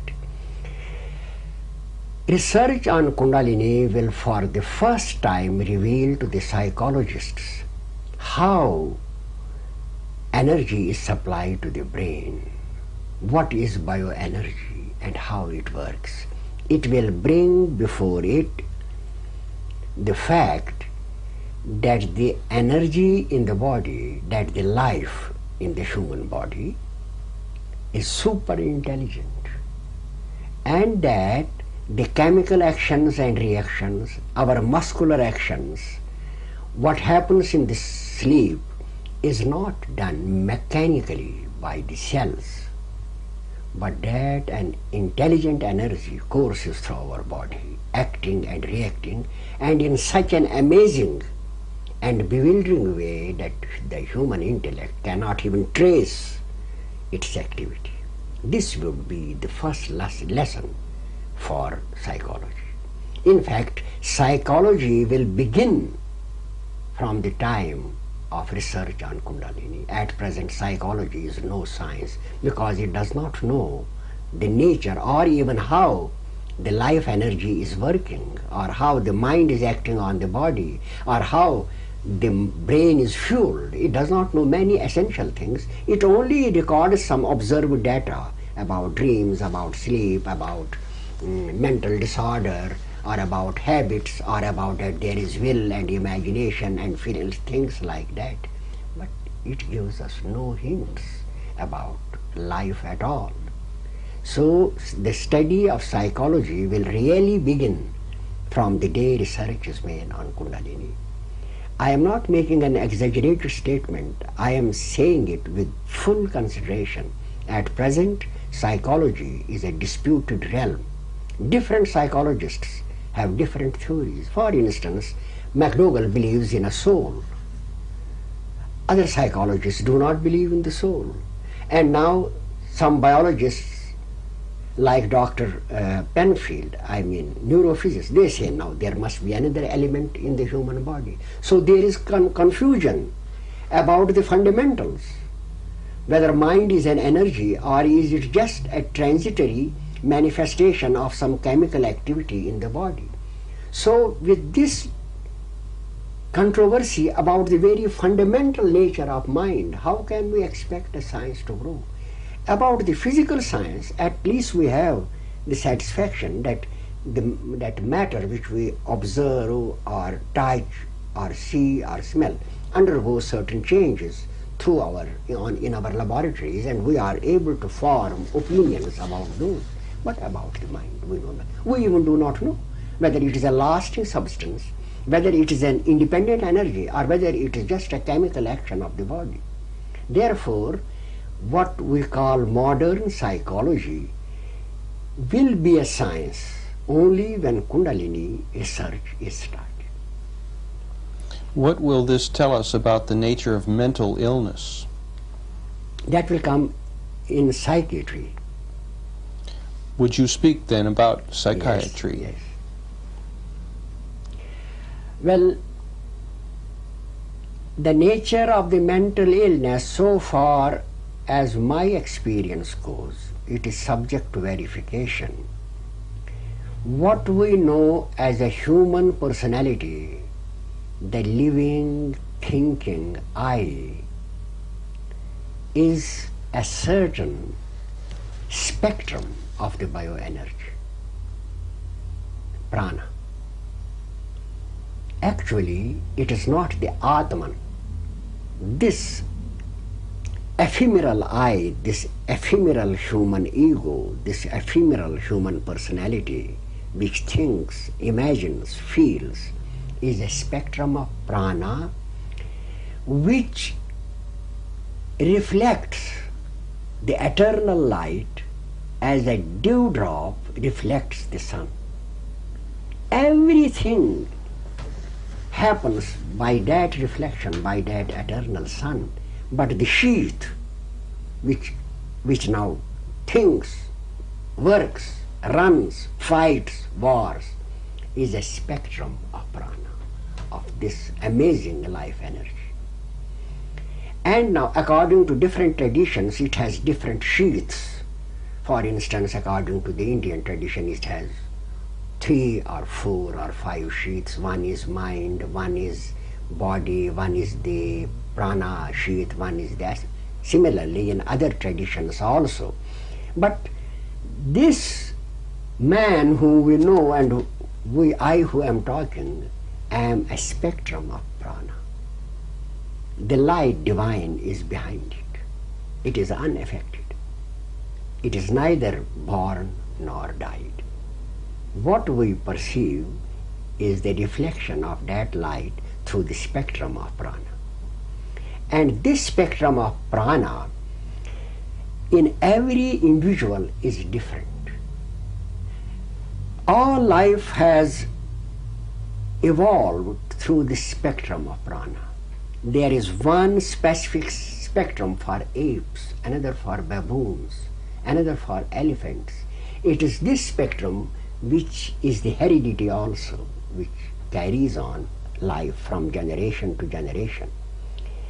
And I could even give you evidence in support of it. A person is terribly ill, and after 3 weeks, when the illness grows worse, he has delirium, and his personality is totally distorted. All his body is now trying to bring him back. In actual fact, the pranic spectrum has been distorted. And now the entire body and all the organs try to maintain its purity. Death occurs when the pranic spectrum can no longer be kept in its position. That is the reason of the death.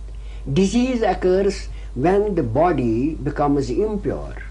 The bloodstream and the tissues, they get poisoned, and the pranic spectrum loses its original condition. That is, at once we begin to feel that we have fever, we have this, we have that.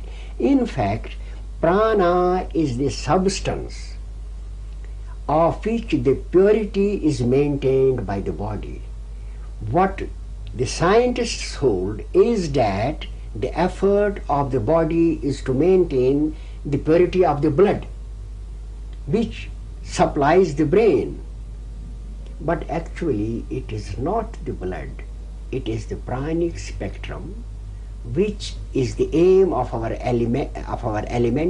eliminatory system to keep pure. And when that purity is not possible, death ensues. So every being has a pranic spectrum, and when due to certain conditions of the body, or due to a morbid awakening of the kundalini, or due to an inferior organ such as the liver or the kidney or the heart, this pranic spectrum cannot maintain its purity, a psychotic emerges. A psychotic. Psychotic, I mean an insane person. Then it is then a disordered imagination, disordered will, disordered thought which comes before us, because the prana is now in a disoriented condition. It is not in a healthy condition at that time. Is there a certain relationship then between the psychotic and the mystic? Very close relationship. Mystic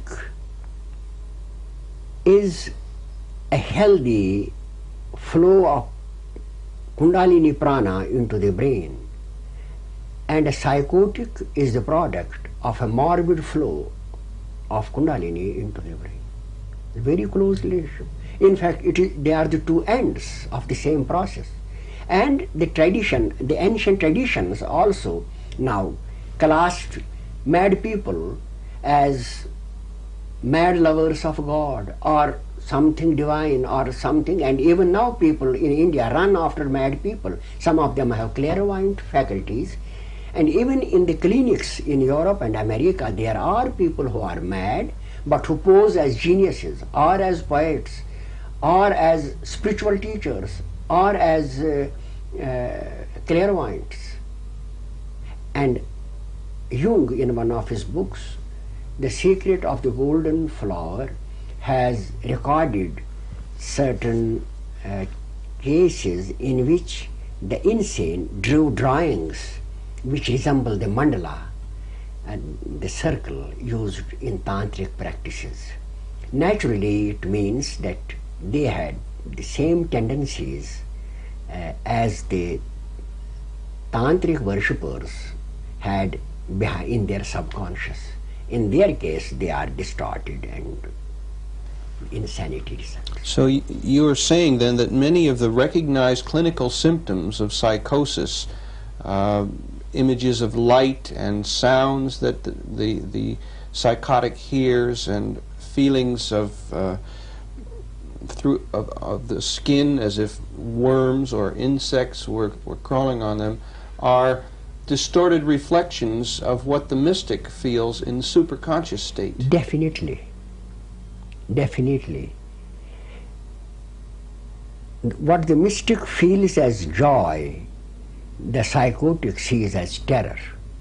What the mystic sees as light, blissful light, the psychotic sees as a blinding glare. What the mystic sees as cool and fresh, the psychotic feels as fire. So it is the same energy now, distorted, which now burns the brain, which actually madness is not just a psychic process. Actually, terribly poisoned prana goes into the brain, and the suffering is awful. I have myself experienced it in one phase. It is awful. Why some mad people commit suicide is because they cannot bear, they cannot tolerate the mental torture that they experience. This explains then in biological terms why folklore has traditionally said that madness is next to divinity. This is also held in India and in the Near East, that mad people are divinely inspired. This brings me to the subject of religion then. You are proposing that a presently unrecognized form of energy links physics and psychology in the human being, and in turn links the entire human being to the cosmos.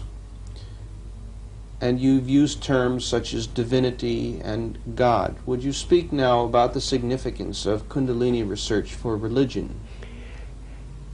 Now, what is religion? Religion has been differently interpreted.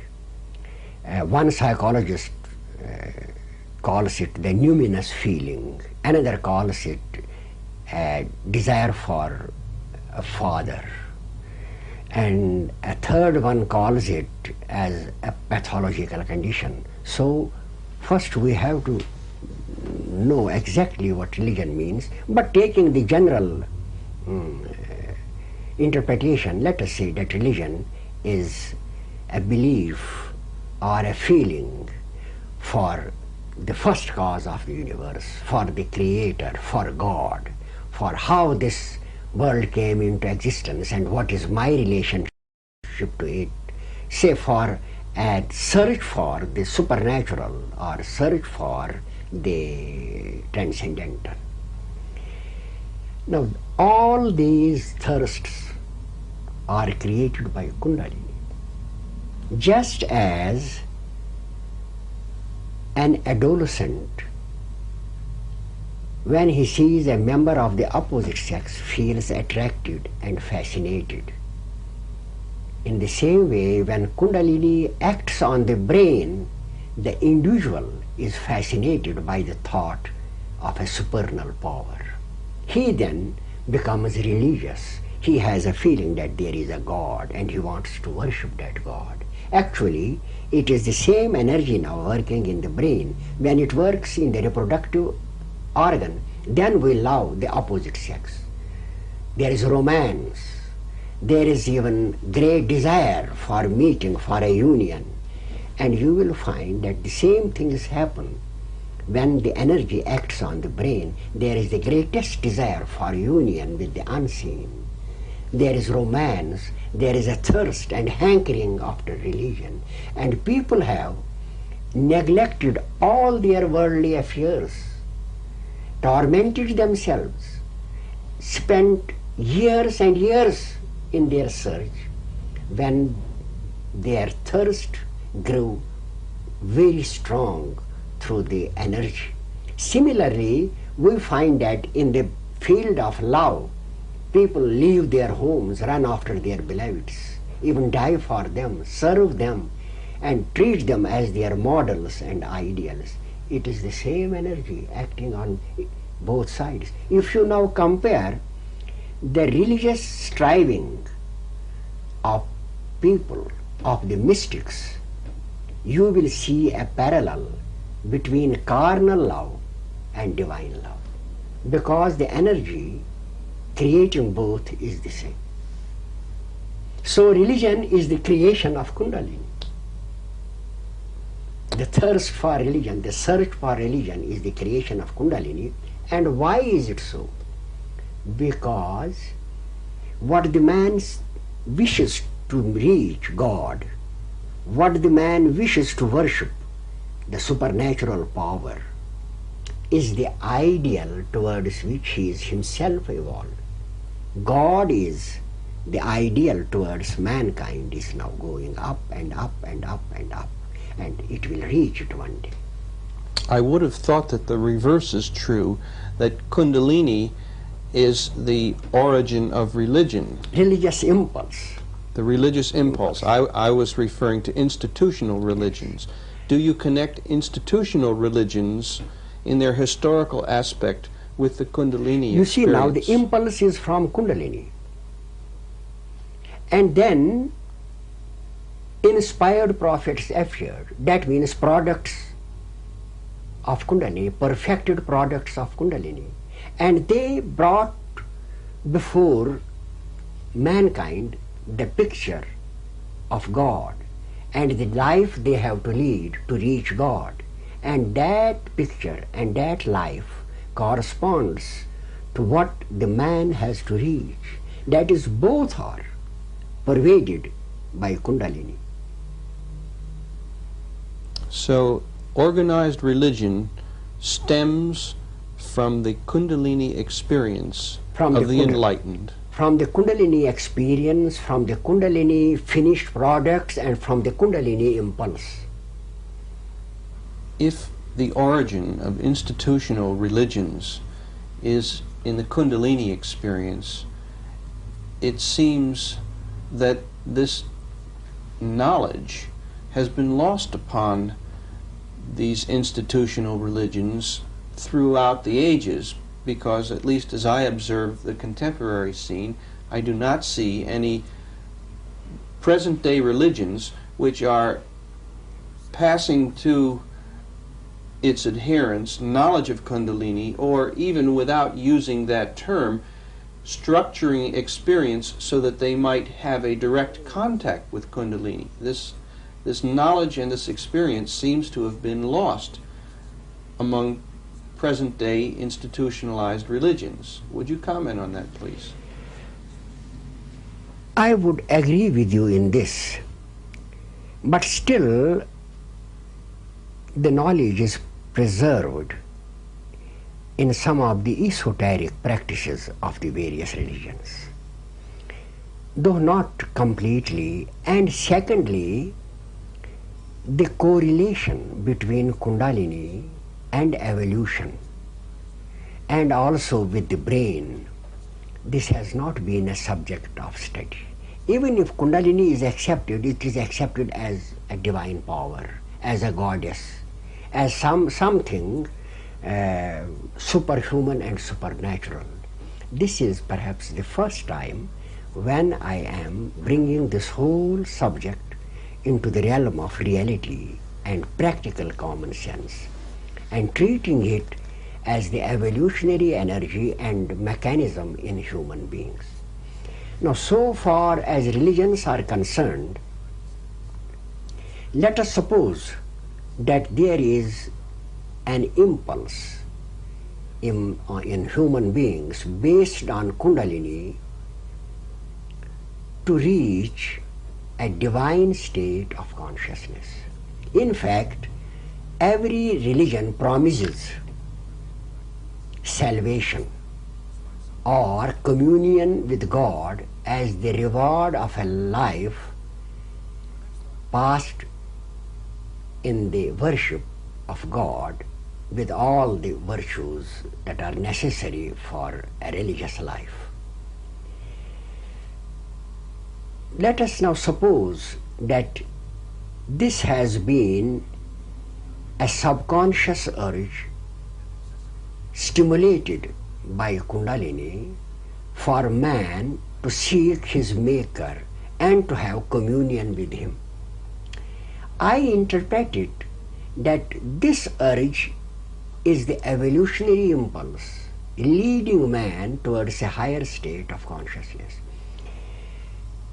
His rise from the animal consciousness to human consciousness occurred unconsciously.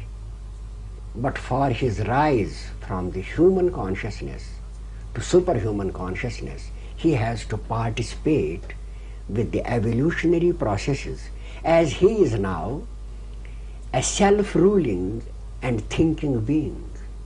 Now the processes cannot work unconsciously because he is a participant. He has now his will of his own, and he leads a life of his own. He does not depend only on his instincts. Therefore, he has to be an active participant in this process of evolution. Assuming now that Kundalini creates the urge for God experience, and also some finished products of Kundalini appeared as prophets and guided mankind to the realization of their dreams for a spiritual life. We can only assume that all this process is proceeding from a source which governs the destiny of mankind. In fact, the very existence of Kundalini as an evolutionary mechanism leading mankind towards God is a clear sign of divine favor. Without it, if you eliminate Kundalini, you have no valid explanation for religion except the whim of man. When you accept religion as a part of human evolution or as a part of his biological endowment created by the Lord, you become more religious. You have now an explanation for religion. And even it is proved empirically, the clash of opinions, the clash of ideologies that now exists between the communists and the Western nations must cease. No one can deny it, that the human body has already in it a biological impulse to reach a higher state of consciousness or to a nearness to God, to the Creator. So in the same way, when you hold Christ as a Christian prophet, you deny him universality. When you hold Muhammad as a prophet of Islam, You leave no place for him among the Hindus, the Sikhs, the Jews, and the Christians. When you hold Buddha as the prophet of Buddhism, as the founder of that religion, you leave no room for him in Hinduism or in Christianity. But if you accept Christ as a finished product of this divine energy, a superman born before his time, you give him an universal character to be respected and honored and worshipped by all human beings. Then you make him a man very much in advance of his time, whose teaching is meant not only for one section of mankind, but all the mankind. Similarly Muhammad, similarly Guru Nanak, similarly Vyasa, they then become universal figures. By just accepting Christ as a son of God, or Muhammad as a messenger of God, or Krishna as an incarnation of God, we restrict their divinity. We make them human. We bring them into the limitations of our own ego. We then think that we are blessed because we are Christians belonging to Christ. Hindus think we are blessed because our prophet is Krishna, which was an incarnation of God. Muslims think we are blessed because Muhammad was a messenger and apostle of God. But they do not know that they limit their divinity. They don't make them universal figures of respect and homage, which they actually are. For the teachings of Christianity, the teachings of Buddhism, the teachings of Hinduism, the teachings of Islam, I mean the basic teachings, they are meant for all mankind, and they are the revealed directions of collective consciousness of the race which mankind has to follow to reach the higher dimension of consciousness. Without these directions, intellect can never know the path of evolution. For instance, Christ says, now, if one strikes you, turn your other cheek towards him. And in the Gita it is written that one who sees himself in all human beings, he is the enlightened. All human beings are like ourselves, or love thy neighbor as yourself. Intellect will see no purpose in it. It will not allow itself to be exploited. It will say, now let me strive for myself and let the neighbor take care for himself. We now see the importance of this teaching when we see now the world on the verge of self-destruction. We know what are these teachings: to eschew violence, to eschew aggression, to eschew malice, to eschew jealousy. They were given because the human evolution is proceeding to give tremendous powers to man. It is only the beginning. Nuclear energy is the beginning. He will know other energies and other powers. And if he does not practice the virtues in the Sermon on the Mount, in the 10 Commandments, in the instructions of Buddha, in the directions of Muhammad, or in the Adi Granth of Guru Nanak, or in other religious literature, the Vedas and the Upanishads, he will destroy himself. So there is such a scientific basis for these teachings which we have not been able even to understand so far. They are the directions for the evolutionary progress of human beings. Man is not meant to be a slave to machine, to be a mechanical computer, to have knowledge of astronomy and know what is happening in the stars. He is meant to be a joint of joy, happiness, vigor, longevity, and life. He has come to enjoy, to live, to know his Maker, and to live in communion with him. That is the aim of human life. Not that we isolate him, make him a participant of a sectional doctrine or a sectional religion. he has to be one, the whole race. It has to have respect for every religion, for every prophet, for every good thought that has come to us. As they say in the Vedas, let us think together, let us receive good thoughts together. They are meant for all humanity, and if you divide them into sections, you are creating the very conditions for self-destruction. Especially in this age, when man has reached a very high stature intellectually. Therefore, what I say about Kundalini confirms the teaching of religions, provided the explanation for the birth of the prophets, and also for the ideals that they placed before mankind. And perhaps, if God wills, in course of time, the research made on what I am saying will confirm all this. You have said that consciousness is ultimate reality. Yes. Do you use this term interchangeably with God? God as... Yes, I have mentioned it even in my books. You see, it is not possible at this stage to make finer distinctions. They will occur at a later stage. Let first the research be done. Because if I do not use it as interchangeable with God or Almighty or Lord, then one book will be needed first to explain the differences. So God for me, Allah, Brahman, cosmic consciousness, the Lord, they all denote the ultimate reality behind the universe. And that ultimate reality is consciousness.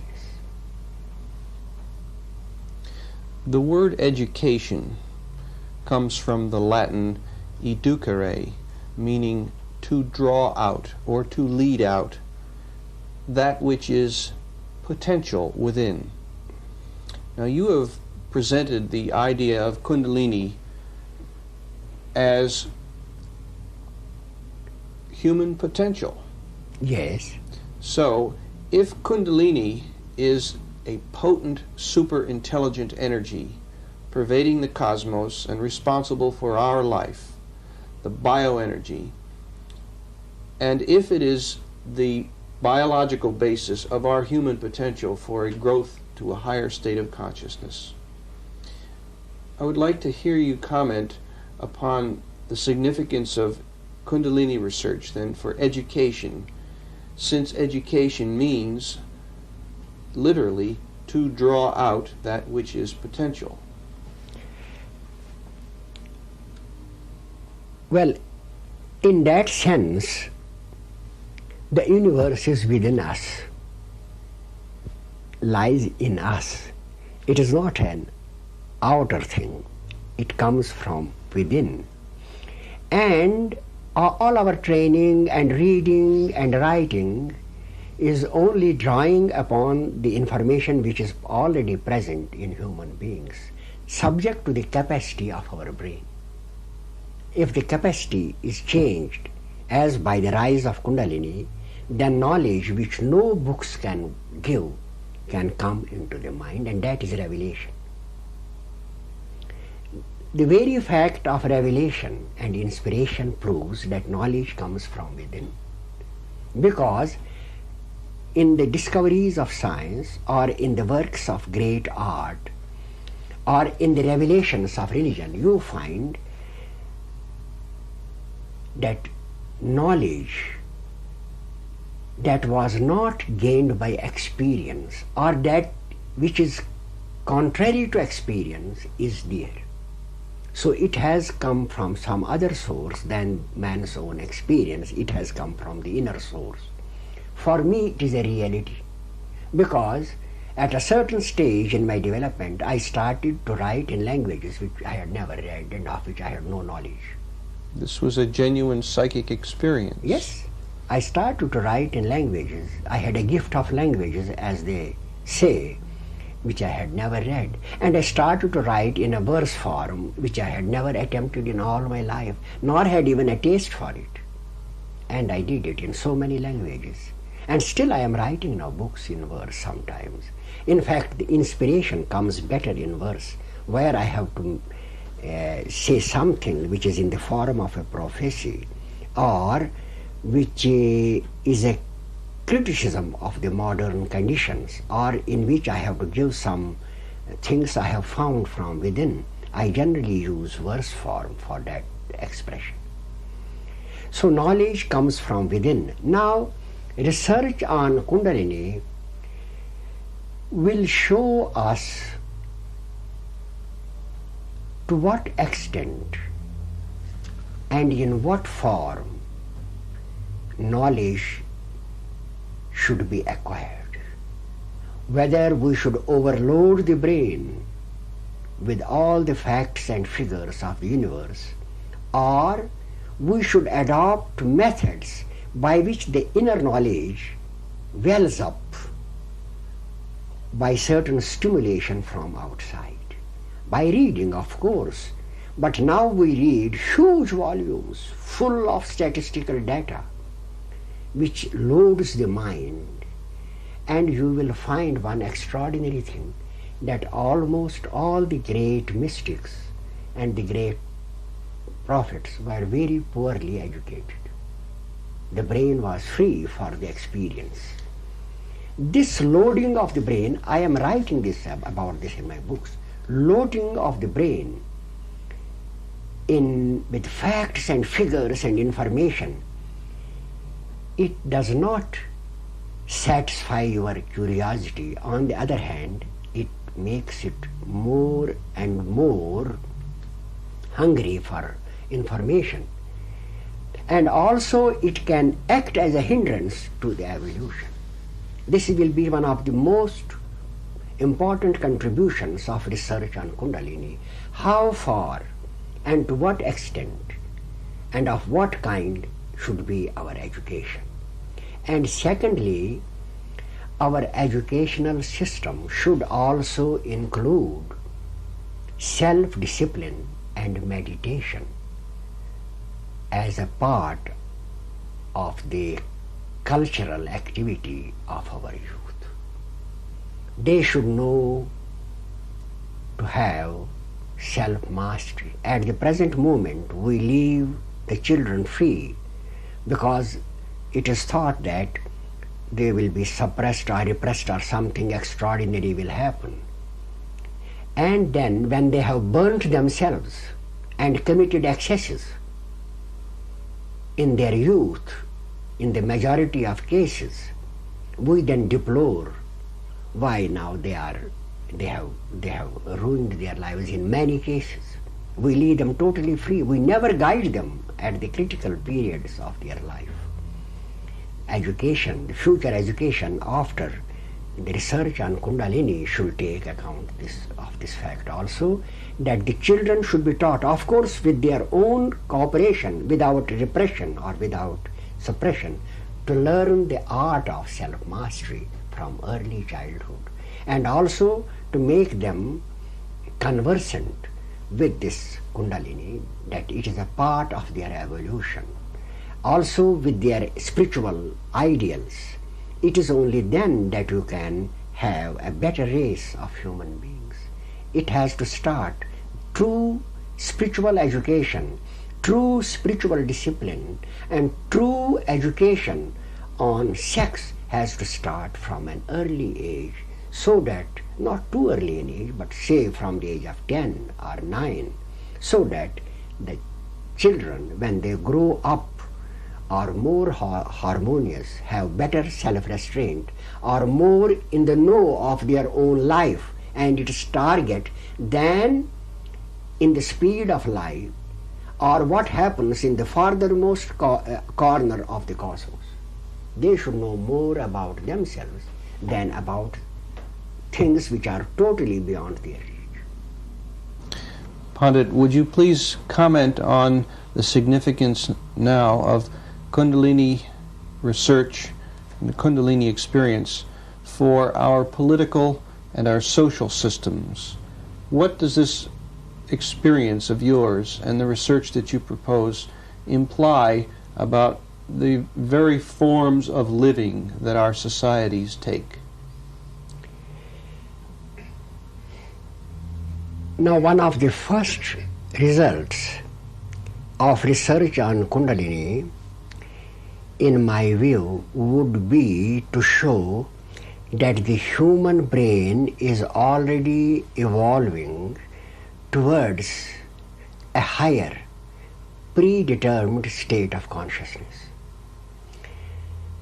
A state of consciousness that has been the crowning vision of the mystics and the prophets.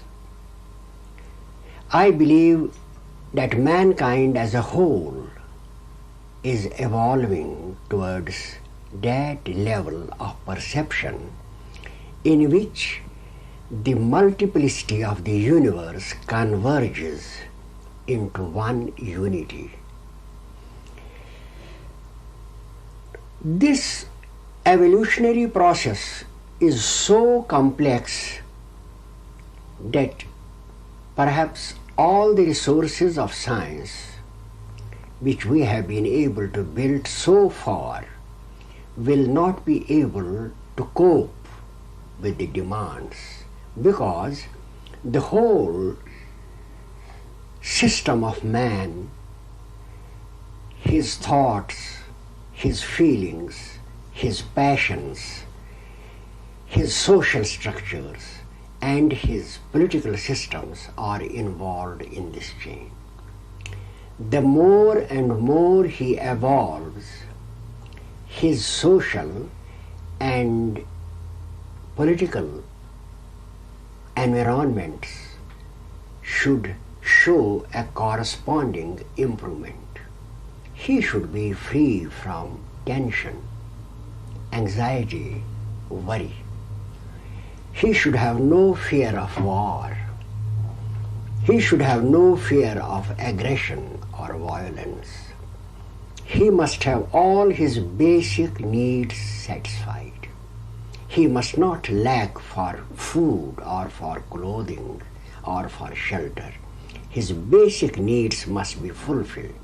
If this does not happen, and the evolutionary drive continues, then there will be a distortion, an abortion of the process, and not superhuman beings but abnormal beings will result. Just as we find that in China, in the olden times, they used to compress the feet of women. Wooden or iron shoes were fixed to the feet so that the size of the feet would remain small. That was considered to be an attribute of beauty. And it was found often that when the shoes were removed, they were distorted. The fingers had gone inside. The whole thing was curved and ugly. The toes had become deformed. Before, yes. In fact, curved. They went like this. I mean, they curled under the soles. Mm-hmm. Similarly, our social and political systems at the moment are creating a distortion of the human mind. This is what higher consciousness reveals. The increase in crime, violence, the threat of war, the rush after armaments, the preparations for war, all are the outcome of this distorted state of the human intellect. And if it is not remedied, it would destroy the race. Our evolution will go wrong and result in the annihilation of the race if we do not provide the right environment for the whole of the race. The facilities and the amenities provided by science, the leisure now which every individual can command, the television, radio, reading of papers in the morning, study of books, discussions, all these are tending to accelerate the process of evolution. This has happened in all the civilizations of the past. When, after conquests, they had leisure and they had ample food for their mental development, books and study and discussions, the evolutionary processes were accelerated. But since they did not change the environment to suit the processes, degeneration and decadence was the result. The same thing is happening before our eyes, before the eyes of the learned and the scholars. But no one seems to care for it. Mankind, especially the advanced sections of mankind, who have now every facility and enough to eat, enough to wear, by a wrong mode of life, are creating an environment in which the evolutionary processes can go wrong and are going wrong. The aim of every political system and the social system should be to make man free of worries, of threats, of overactivity, so that he can lead a healthy, natural life with leisure, recreation, food and clothing. But instead of doing this, the governments are bent on maintaining their domination, maintaining their military power, maintaining their wealth, which all is against the evolution of mankind, which all is against the evolution of the brain. We see in the inspired directions, in the spiritual lore of mankind, that man has to live not in a luxurious way, but with moderation. This is the teaching of Christ, this is the teaching of Buddha, this is the teaching of Muhammad, this is the teaching of the Indian seers. A moderate way, and to treat his neighbor as himself. What mankind is doing at present is creating divisions and blocks, each armed to the teeth and ready to fight each other at the smallest provocation. In such circumstances, how can evolution go on in a healthy way? So evolution is being distorted, and abortive and abnormal cases will become more and more in evidence in the years to come. The bloodshed in the 20th century, the massacres, the terrible tortures are also due to this fact, because many of the dictators and the rulers who caused these massacres and bloodshed were distorted products of a misdirected evolutionary process. What I am saying goes deep into the levels of human life. What I assert is that science has no knowledge at the moment of the subtle forces working in man, that unless the laws of these subtle forces are obeyed and man is allowed an opportunity to evolve in a healthy way, the race would destroy itself. It would create such conditions that more than evolution, destruction will be before it. And the present situation is a direct corroboration of what I say.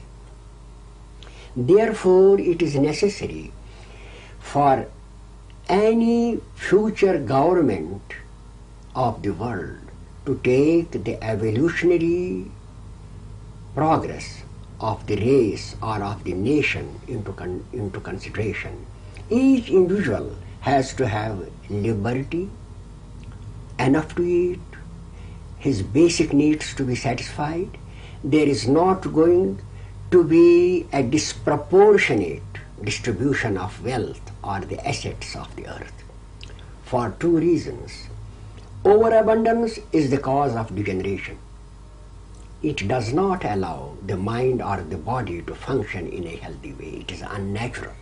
Even in animals, even in rats, it creates chaotic conditions, and it creates chaotic conditions in human beings also. Every nation that grew luxurious at a certain period of its rise then fell to the ground, never to rise again. The same will happen to the world today. Science is here against a dead wall. It is not able to understand the evolutionary progress of mankind. For this, we have to go back to the inspired material of the great prophets who have given us directions how mankind is to live. Therefore, our political systems will have to conform to the evolutionary needs if mankind is to survive. If they do not conform, then there will occur natural calamities, wars, and revolutions to force the political powers to adhere to those laws, to those conditions by which evolution becomes easier and healthier.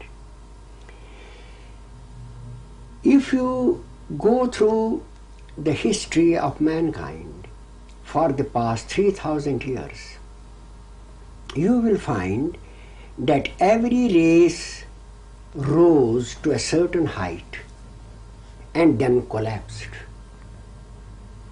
You will find that when there was tyranny or when there were conditions of suppression or conditions of terror, revolutions broke out in which thousands, even hundreds of thousands were killed. These revolutions are engineered by the evolutionary power of the race. They come through the collective consciousness. For instance, in the Russian and French Revolution, we see a certain type of men came into prominence, ruthless men. They had great power of eloquence. They had great influence over their followers. And then a whole reign of terror was created in which thousands, hundreds of thousands, and even millions were massacred. This is revolution comes into being when the evolutionary processes are frustrated, thwarted. They are not allowed to proceed. At that time, a revolution or a war occurs. The situation has developed now. There is the present way of life, especially in the West, is unnatural and anti-evolutionary. It is also anti-evolutionary in the poorer countries because their want is leading to modes of life which are not favorable to evolution. The net result of all these conditions would be either natural calamities or a global war or revolutions or all things combined together to change the present environment. The research on Kundalini will make future revolutions impossible because science will come to know to what state the average human mind has arrived and what kind of social and political environment will suit it now. So what I am saying is intimately connected with our political and social life. Social and political lives of mankind have also to be progressive. But the progress made in the past has been often wrought by bloodshed. We changed monarchy into democracy or the autocratic rule into popular governments with bloodshed. This change should have occurred through reason, through investigation, through research. Why at a certain time people are tired of a certain form of government and a revolution starts to occur. It is because the evolution is obstructed, and that obstruction creates people and brings forth leaders, brings forth revolutionaries who come from the collective consciousness of the race to set the order right. You see, if you look at this thing from another point of view, we have literary geniuses, we have had poetic geniuses, we have had scientific geniuses, we have had spiritual geniuses, all tending to raise the race from a lower to a higher standard. The spiritual geniuses towards a higher spiritual standard. The artistic geniuses, the great musicians, the great painters towards a higher aesthetic standard. The scientists towards a better knowledge of the cosmos and how that knowledge can be put to use to give more leisure and more facilities and a better life to human beings. Similarly, we have had also political geniuses, but these geniuses have often been revolutionaries and they worked with instruments of terror. The knowledge of Kundalini will now show us that all these categories of men, the spiritual geniuses, the geniuses of science, the literary geniuses, the artistic geniuses, and the political geniuses, they come through the evolutionary impulse of the race to raise mankind up and up on the ladder of evolution by placing new ideals before the sight of man and also new forms of government and new social structures. Research on Kundalini will once for all make it clear that at every rise of the race, a better form of social and political order would be needed. So that would save bloodshed. Therefore, what I say has a very important significance for our politics also. Politics, our educational systems, our social systems have to keep pace with our evolutionary progress and would need a change at every rise. They have to become more and more humane, more and more liberal, more and more democratic and popular. Power has not to be vested in a few hands, nor wealth in a select few, but all this must be divided and distributed and used in a way that every human being has an equal chance to rise up on the evolutionary scale. Therefore, it is absolutely necessary that we make research on Kundalini, because that might save mankind from global wars, from annihilation and from bloody revolution that have been a very sad feature of our past history. Thank you.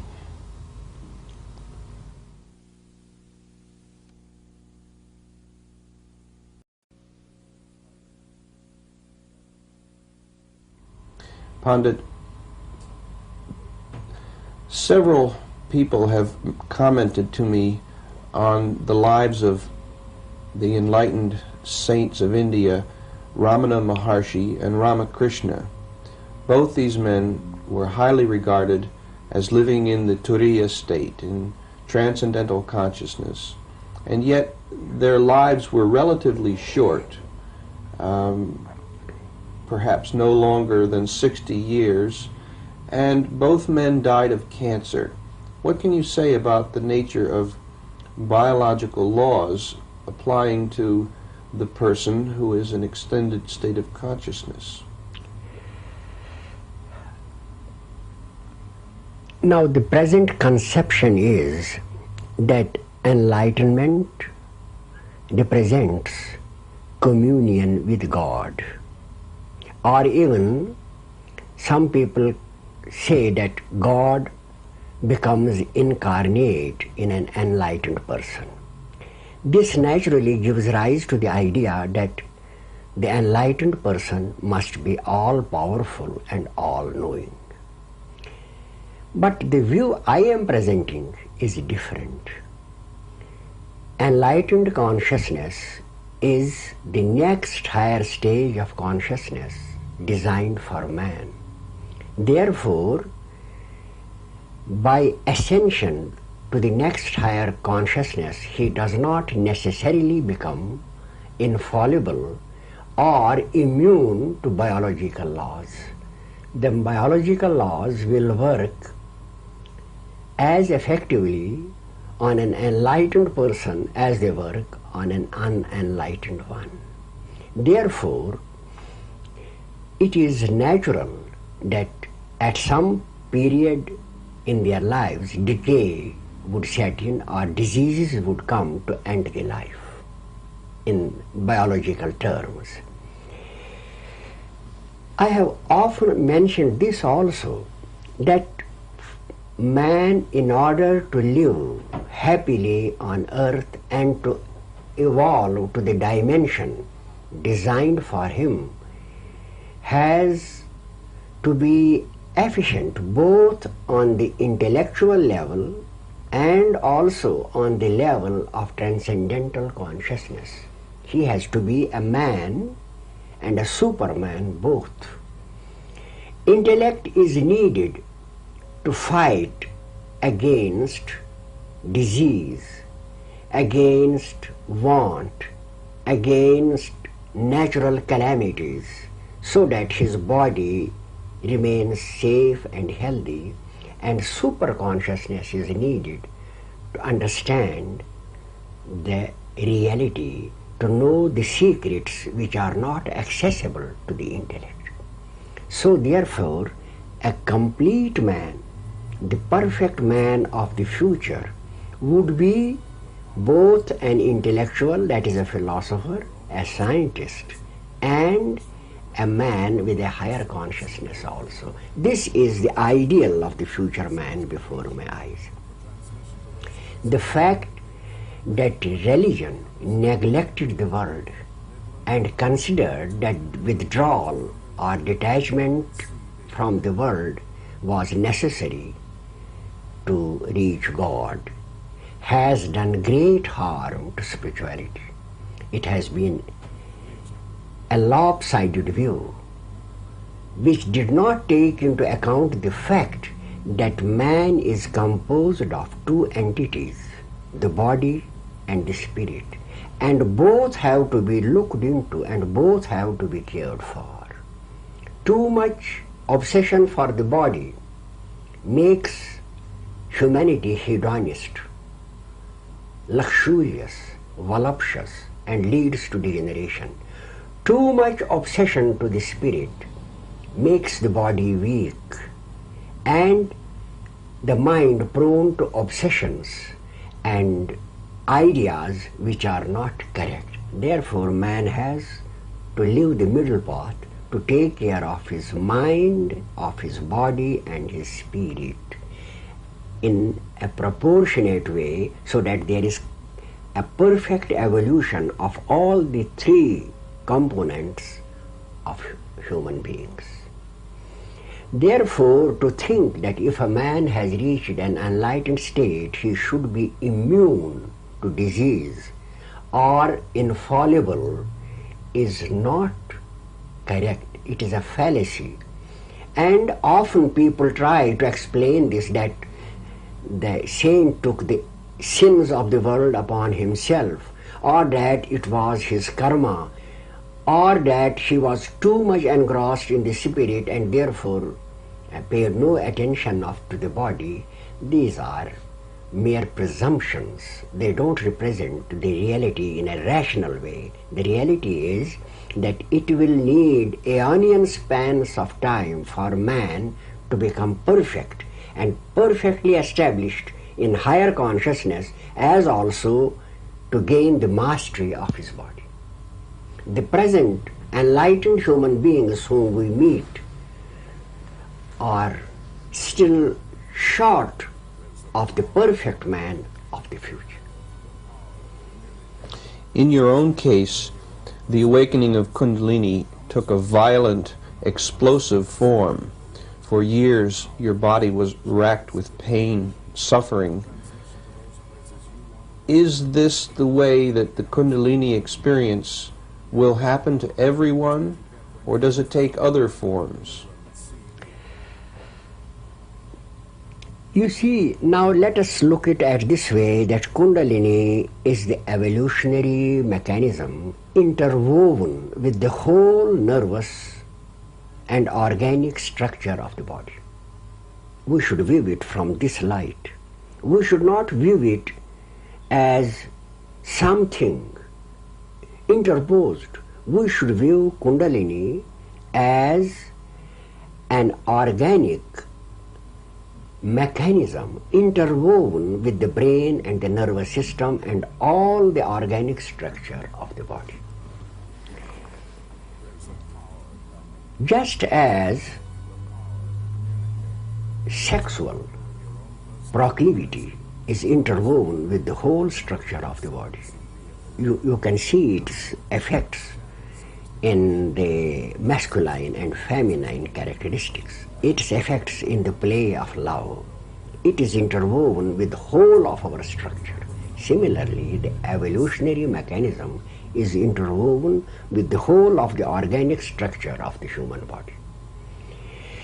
Now, let us assume for a moment that evolution is proceeding without our knowledge, and that some individuals are more ripe from the evolutionary point of view than others. In corroboration of this fact, I can cite the cases of geniuses, cases of men and women of exceptional intelligence. No one can deny that they are better equipped mentally and more evolved in the sphere of intelligence and talent than the normal human being. This is very easily comprehensible. Now, in some cases, the evolutionary mechanism attains to a state of maturity without the knowledge of the person. What that person experiences is a desire to reach God, a desire for self-realization, a desire for the occult and the unseen from his childhood. He does not know why is it so.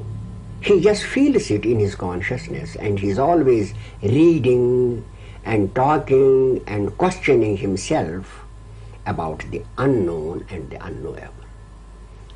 Now, in some cases, when they meditate, this power now, which has already transformed the brain and the nervous system to the required degree of efficiency, at once rises into the head. The result is that the man leaps from one dimension of consciousness to the other. And to maintain that dimension of consciousness now, the power through the nervous system circulates in all the organs to save the brain. This is the violent awakening of Kundalini. The cerebrospinal system is ripe for the experience. With meditation, at once it starts to function in the higher dimension of consciousness, while the individual is accustomed only to the normal consciousness. So this transition is so abrupt, and it has such drastic consequences for the body that for months or years a state of storm and stress exists in the body, to which he has to adjust himself. If the system is not fully mature, if the cerebrospinal system is not fully mature, Kundalini does not then awaken at once, but it first tries to adjust the system until she can go up to the brain. In this process, those people who meditate, they only see the Kundalini working gradually. For them it becomes imperceptible until the point of maturity is reached. By that time they have become accustomed to their daily practice and they experience bliss or light or anything without an explosion. But in the cases of those in whom the cerebrospinal system is ripe and who meditate intensively, such an abrupt awakening can occur. Now I shall in this connection also discuss the concept of Jnana Yoga. Jnana Yoga. Yes.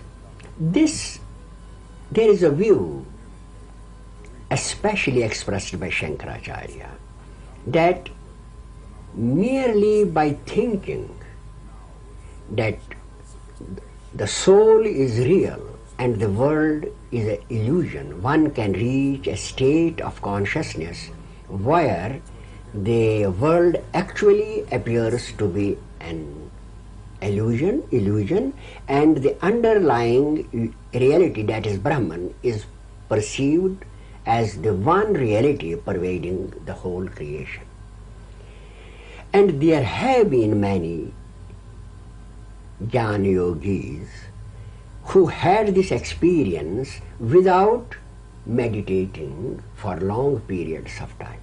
In fact, even in Bhagavad Gita you find Karma Yoga, the yoga of action, of selfless action, also conducive to enlightenment.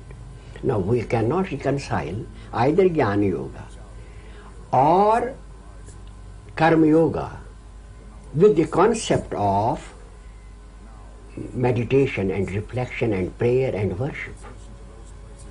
Because in the later case, we see that certain practices and disciplines are necessary to arouse Kundalini. But in Karma Yoga, it is action without any selfish interest. And in Jnana Yoga, it is just the thought that the world is unreal and the Atman is real, which leads to higher states of consciousness. How does this happen? The answer is the same. In some people, the cerebrospinal system has already reached a state of ripeness where just reflection or a meditation, or even without that, spontaneously, as in the case of Tennyson, or as in the case of many of even Dr. Buch, I mean those people who did not practice any formal meditation and suddenly had experiences of higher consciousness or mystical experiences, or in the case of those who were mystics from birth, the indication is that this brain and the nervous system have already reached a state where just a little trigger or a little stimulus is sufficient to plant them in the higher state. In many cases of the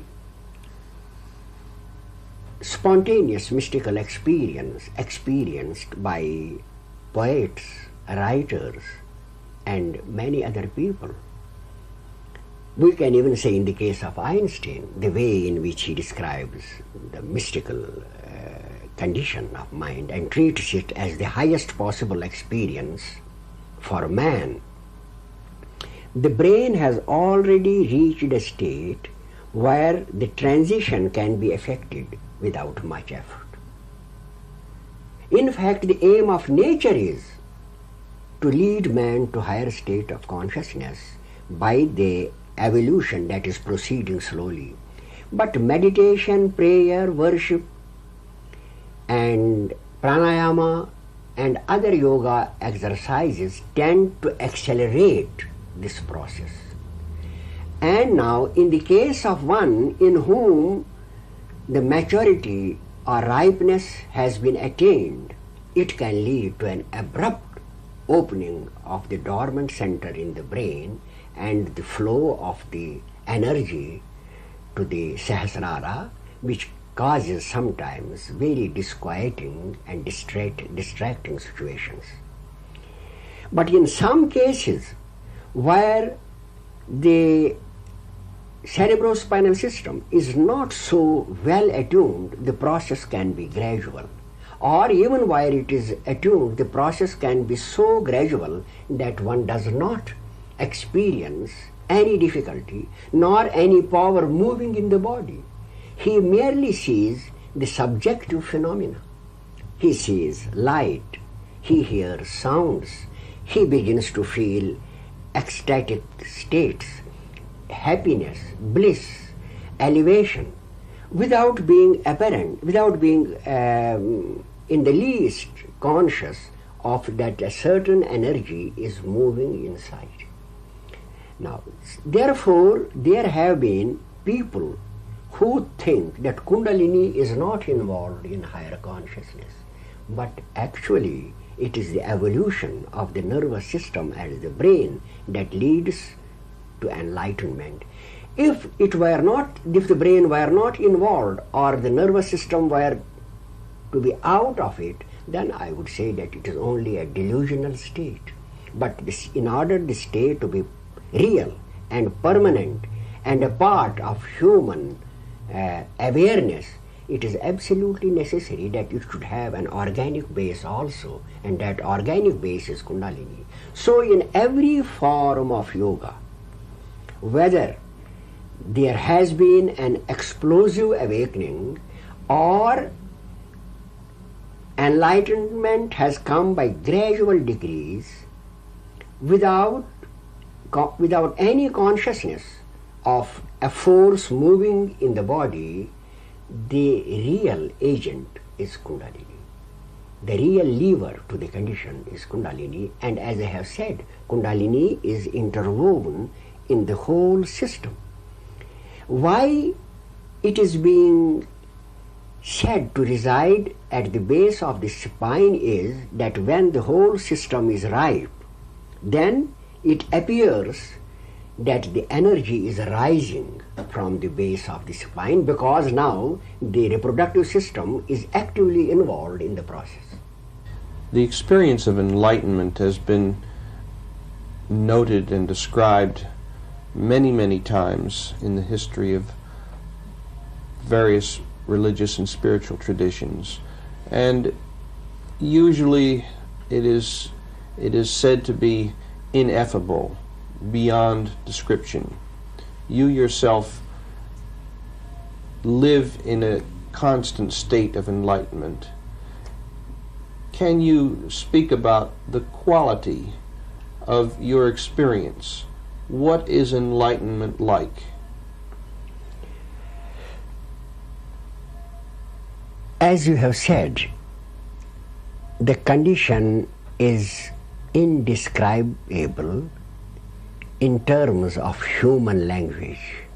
It is possible a language may be devised in future to describe this new state of consciousness. But so far as my own experience goes, I can imperfectly and inadequately express it in this way, that when I compare myself with what I was before the age of 34 or before the first awakening, I see a radical difference in myself as a conscious entity. Now, every one of us is a point of awareness, mostly located round about the head, though we experience sensations and impressions coming from all parts of the body.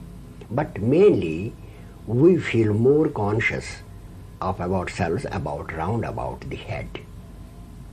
In former times, it was even held that consciousness resided or the spirit resided in the heart. But generally speaking, we are conscious of ourselves generally round about the head, and sometimes when we extend our awareness and try to take in the whole of the body, we become even aware of the body. Now, in my case, the situation is different. My awareness is now like an ocean. I feel aware at every point of the compass. When I look around me, I feel that I am not only confined in the body, but I am floating with the clouds. It is a staggering experience. It is inexpressible, but I will try my best. I feel myself blowing with the wind. The wind seems to be a part of me. The other day I saw a waterfall, the Rhine waterfall, and I had two companions with me who were perhaps struck by my silence, and they said it afterwards. I was feeling as if I was hurling myself with that mass of water down into the abysm below. If a thunder roars, it seems to be that it is my voice, it is my noise, it is I who am roaring. It creates such a sensation in myself that sometimes when the spectacle is very grand or very extensive, I lose even the hold on myself and have a fear that I may fall down. In a swoon? Maybe in a state of unconsciousness, or maybe in such an intense state that I cannot retain control over my muscular system. When I look from, say, a rooftop at the world with the sun shining and a cloudless sky, I see myself in a paradise of light. The buildings are the same, the men are the same, the trees are the same, the flowers are the same as you see, but to me they have another appearance. They appear to belong to a fairyland. They are the Shiva, as the ancient Indian mystics have described. They are now the Brahman. They are the projections of a mighty I, a mighty self-consciousness, a mighty knower, a boundless intelligence of which I too am a part. I am not the whole of it. That can never be, because it is so stupendous. But I feel that everywhere I am with it. That, in other words, it is I who am looking at this world. And then suddenly I am brought back to myself because of my frail flesh and my frail body. But for the moments when I am looking at it and contemplating the panorama of nature or any view or any individual, I feel that I am in an enchanted land, and that what I am perceiving does not belong to the earth as I knew it before the age of 34. It is something else. It is something glorious. It is something full of splendor, joy, bliss and happiness. This is the reason why the Indian sages have designated this experience as Sat Chit Ananda. Because now there is no doubt left. There is no question about why I came into existence. What is this world? Why is this? Why is that? It all is dissolved in one stupendous self-consciousness, in one immense I. The knower, the reality, the first cause, that knows no doubt, no death, no beginning, one eternal substance, I have no words to tell you what happens. A new sort of a perception, a new sort of a consciousness now starts to function. And what was a frail creature now becomes a giant, a titan, an immortal being for whom there is no fear, no worry, no anxiety, for whom there is no limitation. Who is the king? And that is also one of the reasons why the really enlightened men in India were called Swamis, the lords, and in Persian as Shah, the king, because it is a state that gives you an inexpressible joy beyond anything that you can experience on earth. You see, the highest joy we can have is the pleasure of love with a person intensely beloved. If, for instance, a man or a woman fall in love with a person and most intensely desire him, and then after years of waiting and patience, they have a chance to meet him and hold that person in embrace. That state would convey a fraction of the ecstasy, of the exaltation, of the happiness that is always present in the mind of a youth. Even if one becomes a king overnight or a multimillionaire, for instance, if I, a poor man, suddenly become a multimillionaire, I think that this pleasure or this happiness would not even be a fraction of the pleasure that I am enjoying now. It is for this reason that in Yoga Vasishta, a famous book on higher consciousness,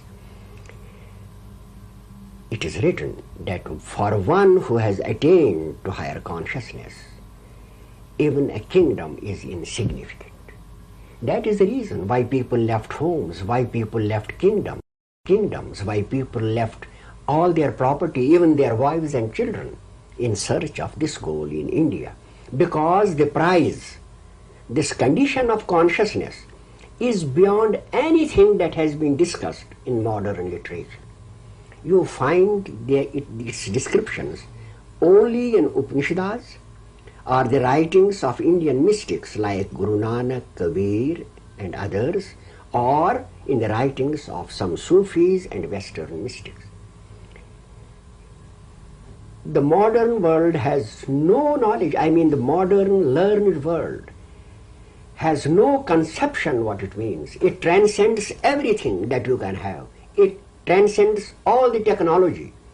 A man may have no amenities provided by modern science. He might be living in Tibet or in a backward area, only subsisting on the simplest food and dressed in the simplest clothes with a thatched roof over his head.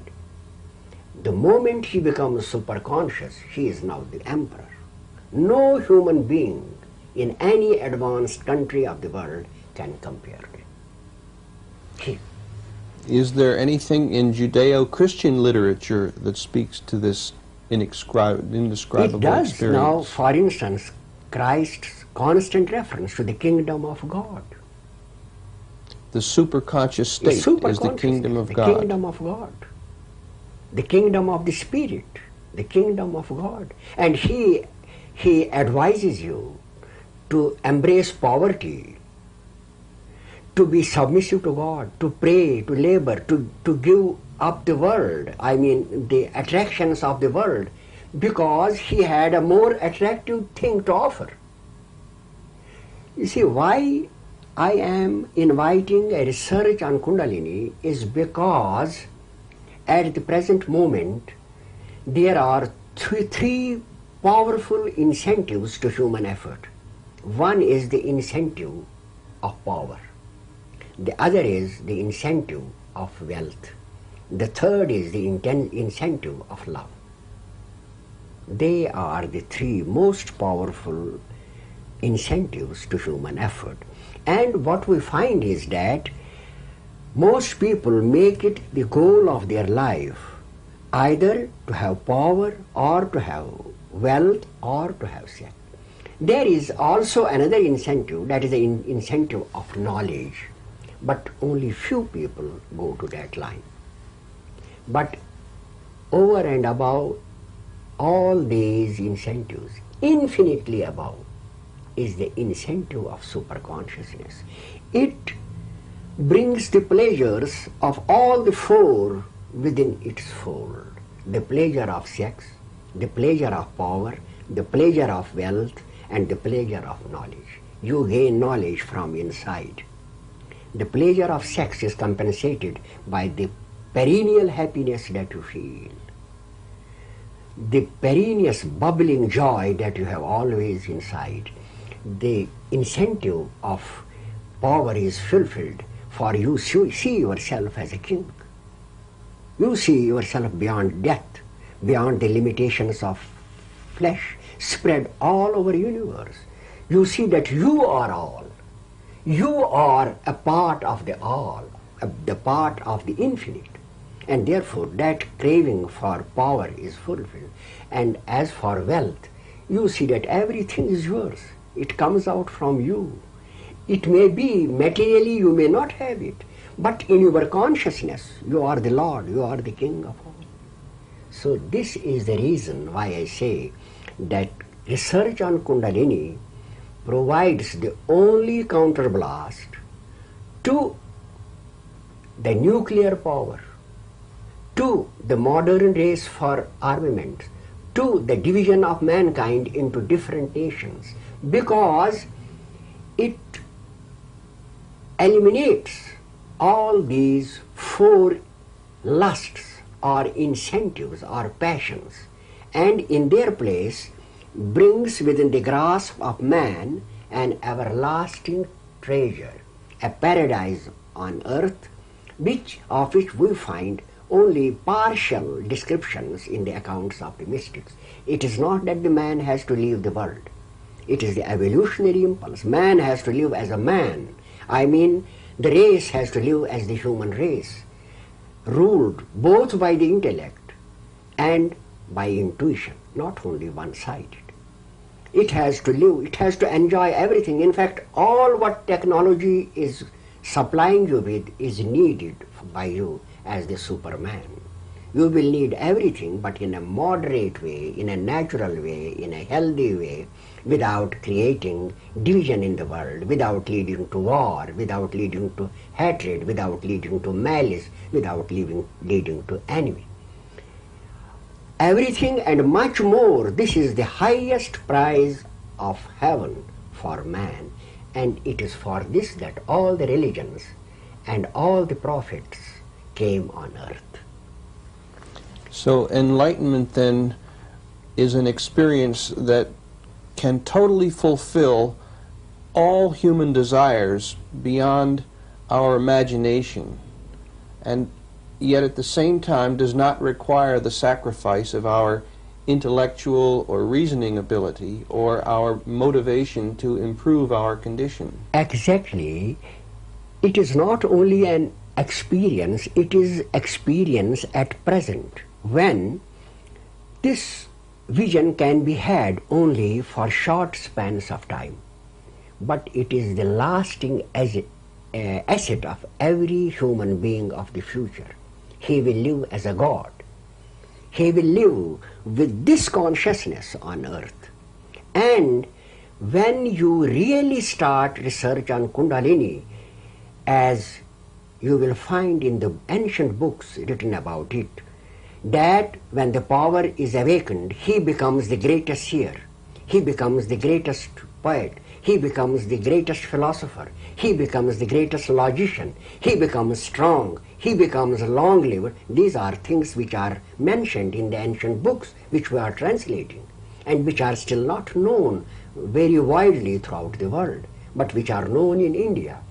When this research is done and this model comes before the public eye, the model of the future man, that he attains to a treasure which not only fulfill all these desires and the intellectual needs of man, but goes beyond, which gives him a vision into the reality, into the real cause, into the creator behind the universe, that satisfies, more than satisfies, any ambition or desire that he could have.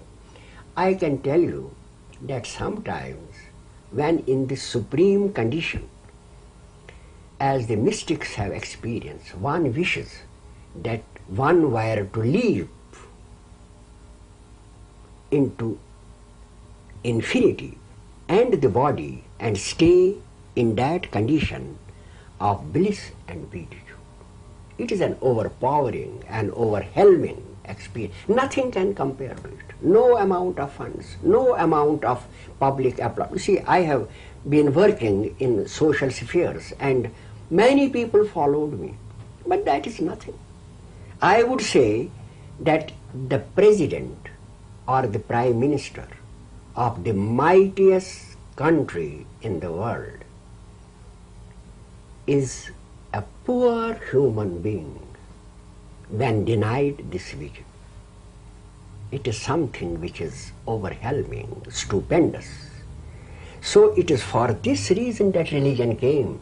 It is for this reason that great saviors and great prophets advised human beings to devote themselves to this line, to the search for God, to the search for their inner being, because what it brings to you fulfills everything that you can dream of or desire.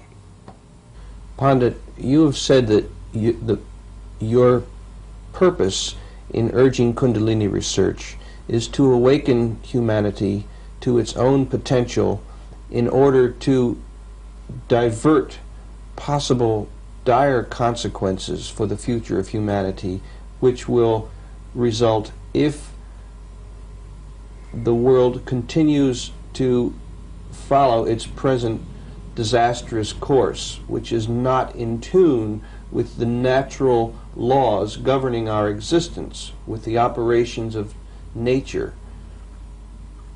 You have also written extensively in a book called The Shape of Events to Come about what specifically will happen.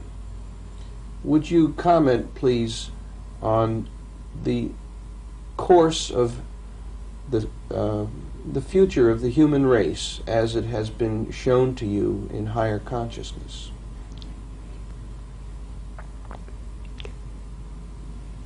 Generally speaking, I am not a believer.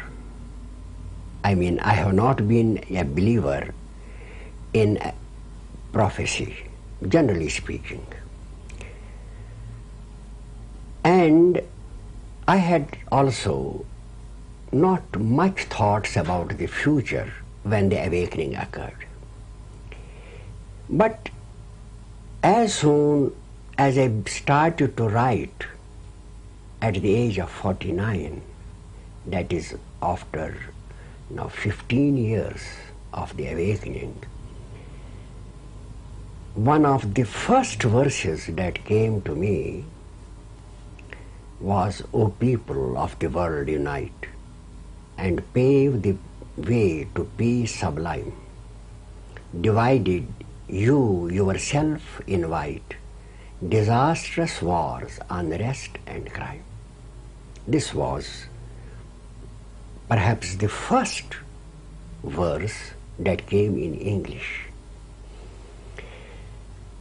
And since that time, for all these nearly now 25 years, whenever I write, there is a reference to the coming events. I do not say that what I say is in the nature of a prophecy or a prediction. What I assert is that this writing is in the nature of a prognosis. I will explain myself a little further. Let us assume, for the sake of argument, that human evolution is not a haphazard process, but is planned and designed. Let us also assume that a certain state of superconsciousness, or I should say a God consciousness, is the ultimate target towards which human beings are evolving. To establish a divine kingdom on earth and even to conquer other planets in space. Let us again suppose that human beings are unaware of this process of evolution, and they adopt modes of life and social or political orders which are diametrically opposed to the evolutionary drive in their bodies. Let us assume it for a moment. Now, since evolution is the design and the plan of heaven, or let us say of nature, there must be devices and safeguards already ordained or inbuilt in our systems or in our brains, which would bring us back to the right path if through our own ignorance or ego or pride or passion or lust we depart from the path. If you dispassionately go through the inspired literature of mankind, you will find that every prophet has called his teaching as a path, as the path to be followed. In India it has been called dharma, the duty. In Islam it is called the path, the way, the straight way. In Buddha also designated it as the road, as the route. Similarly, among the Christians also, it is the Christian path.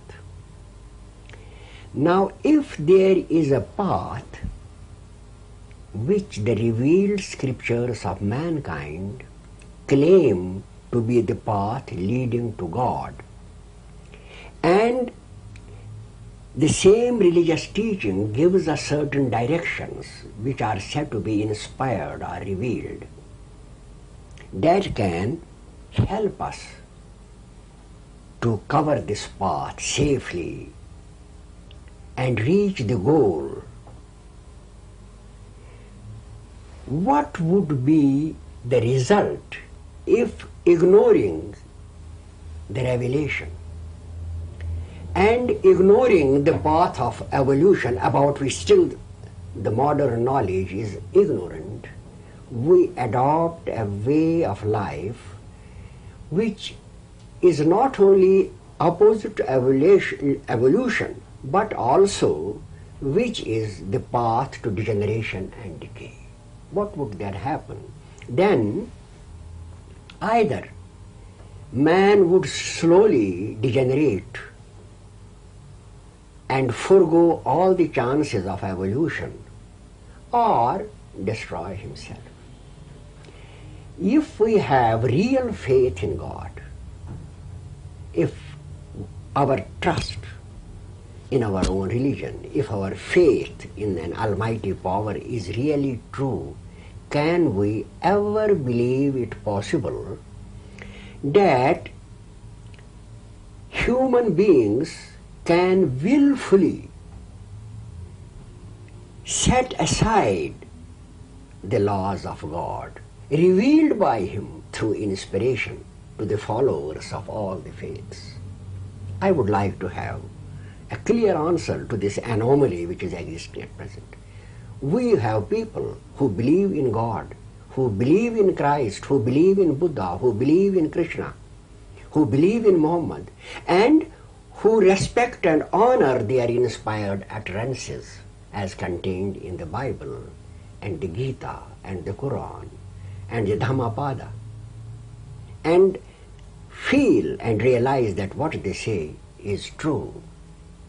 Can they think that if we now totally ignore all these teachings and pursue a path of our own, God will be impotent to correct us?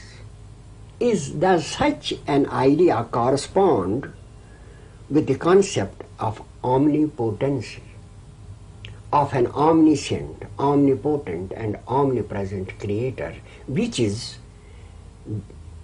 the definition of the Almighty as given in all the religious scriptures of the world, except of course the Buddhists? How does it correspond? Does it not then mean, if I am a Hindu or a Christian or a Muslim, and I act in a way which is totally discordant with the inspired utterances, and even totally discordant with all humanitarian or reasonable values, that I am committing a sacrilege, a blasphemy, that I am a heretic, that I am a pagan, that all my love for religion and all my love for God is only skin deep or on my lips, and in my heart of hearts I do not believe it. This is the tragedy that has occurred at this moment. During the last 2 or 3 years, a galaxy of intellects in Europe demolished faith relentlessly and presented a view to the world that the universe was godless, a monstrous creation of matter which acted by accident. There was no design and no purpose. And even in this century, there are scholars, thinkers, and scientists who express this view.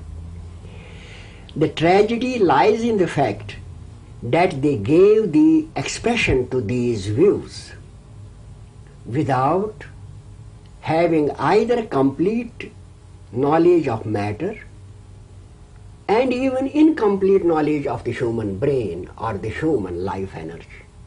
They just went on writing without even realizing the fact that what they were saying was but half the truth, for they knew nothing about consciousness or about the brain. Even now we do not know much about the brain, although during recent years now 3 renowned brain specialists, neurophysiologists like John Eccles, Sherrington and Benfield, they are now saying that the older views have been premature, but there appears to be some element in the brain that we can easily presume to have mind as an independent entity and not as a product of the neurons. But the mischief was done during 2 centuries of materialistic science. The first result of this has been, as if nature wanted to punish it, that a materialistic political philosophy came into existence influenced by the prevalent notions of science. That is, Engels and Karl Marx built up their communist ideology on a materialistic basis of the universe. The result is now the world stands divided into 2 blocks, the believers on the one side and the non-believers on the other, armed with the most deadly weapons that man could ever conceive of. The fundamental difference is about belief in divinity and disbelief. Otherwise, there could be a compromise on many grounds, but this is a thing where there is no compromise. Now, another tragedy is this, that those who believe in God, they also, when it comes to war and to the accumulation of destructive missiles, they then forget that we owe our existence to a supreme power and that he would decide the issue. But they leave him alone. Just they want him to be in the church, not in their political sphere, not in their armies, not in their battlefields, just in this church to satisfy some of their feelings, but not an all-powerful creator who is everywhere present and whose drama is now this universe. So, there has been a radical departure in both ways, in the faith in God, against the scriptural teaching, and also in the kind of life that man has to lead. Now, what would happen if now we have an evolutionary impulse working in the bodies, or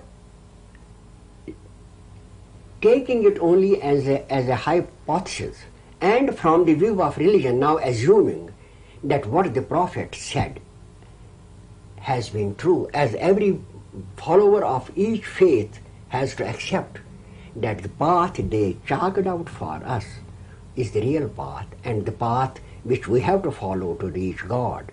Now, if we neglect the laws of evolution or neglect the doctrinal injunctions that have come down to us through the inspired revelations of prophets, what do you think would happen?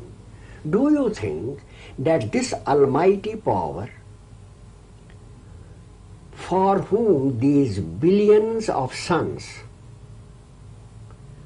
and millions of planets and unlimited space and time are like playthings, do you think he would let this handful of creatures, intelligent creatures, which we call mankind, and which now numbers 4 billion, but is so small that if they were to pile down one another, they would resemble but one mountain on earth, perhaps a mountain 1 cubic feet, 1 cubic mile in length, breadth and height.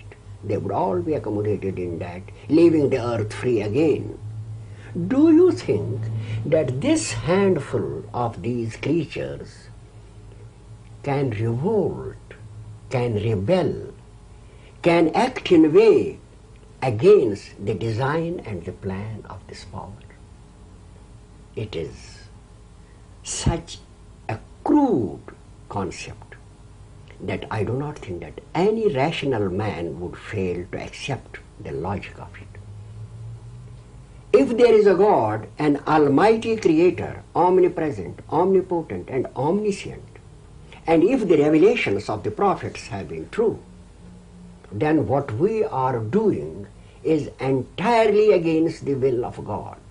It is a deadly sin, a blasphemy, a sacrilege. And we continue to think that we are believers, that we are worshippers of God, and we never give the thought to the sin we are committing. It is like the slaves. For thousands of years, slaves were considered to be the property, the chattels of human beings. No prophet had any voice against them. It was left to the United States to decide the issue in a civil war. And now everybody thinks that, oh, it is a hideous sin to enslave a person, that everyone should have the liberty. The same wrong thinking is present at present. We do not yet understand the degree, the enormity of our wrong thinking and sin when we act in ways that can destroy the whole mankind while at the same time believing that we are true to God. We are definitely, positively unmistakably acting against the directions contained in the revealed commandments and against the word of God, against the directions of the prophets, to suit our own ends, and we somehow, by specious logic, try to justify our position. Now, what would happen in such circumstances?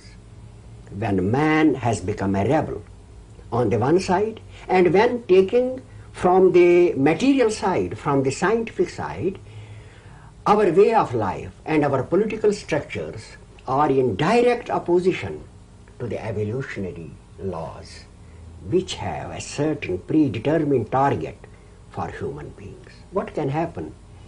What can happen is this, that then other forces, other elements, other devices of which we have no knowledge can come into operation to save the race. Pandit, I must ask you to pause at this point.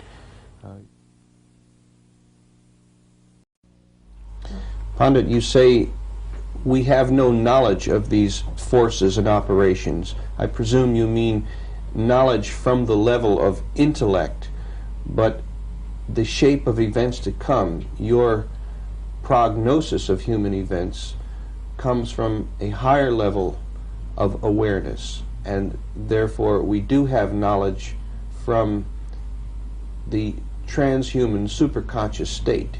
Would you explain that, please? You see, taking into account the general atmosphere, I mean the mental atmosphere prevailing at present, a revelation, inspiration, intuition, and all things, all paranormal channels of knowledge are not accepted by all as a valid source of information for human beings. There is so much confusion of views and so much display of materialistic tendencies that they do not receive the amount of recognition that they should. For instance, let us take the case of revelation of our scriptural teachings. A great crisis has come about which threatens even the survival of the race. And if we turn now to this scriptural knowledge, we find that the warnings are there, that if we depart from the prescribed path of life, then natural calamities or the anger of God follows. But we never take it seriously. It is for this reason that I said that we have at present no generally accepted knowledge of these paranormal channels of information, and the research on Kundalini by scientific methods is expected to create that awareness on a very rational and scientific footing. As I was saying, that there are devices and forces in the human consciousness which can react on such occasions. We are very well aware that strange group instincts regulate the behavior of ants, bees, and many other forms of herd animals, monkeys, elephants. There are powerful instincts in the individual members of the group, but also collective instincts by which they behave in a certain way and in a certain manner under crisis or under certain eventualities. They have those ingrained in instinctual safeguards built in them.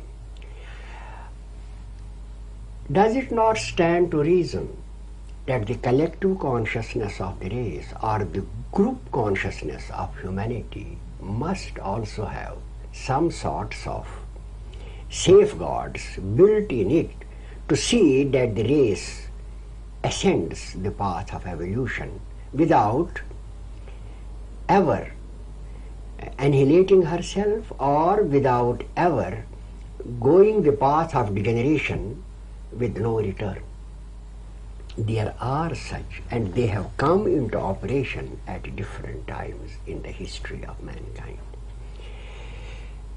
The difficulty is that the laboratory is so vast and the time through which man has to live and to act is so colossal, and the position is so complex because all the 4 billion of people think in their own way that it is not possible for the intellect to gather this information.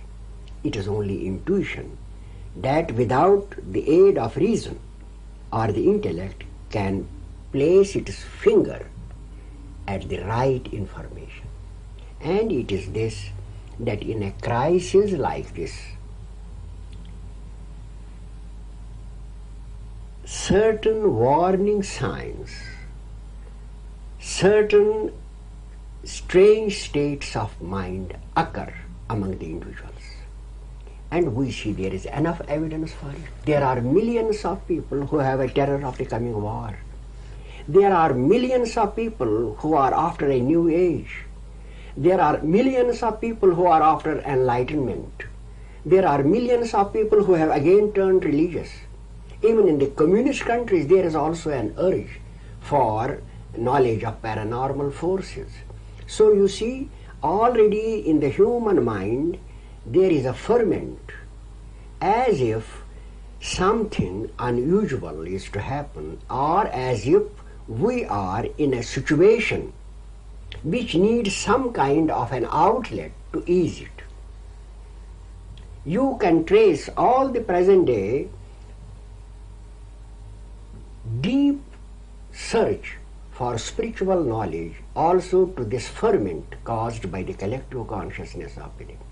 There is a subconscious fear everywhere of impending calamities, and as you know, many clairvoyants and psychics, they are also foretelling that something will happen, something will happen, something will happen, to warn mankind that the situation calls for care and attention.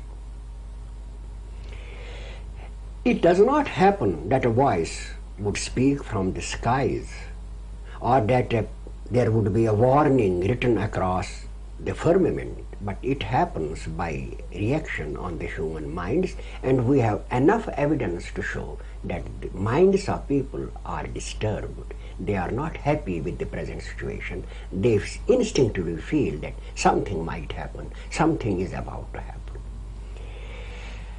Now, what I envisage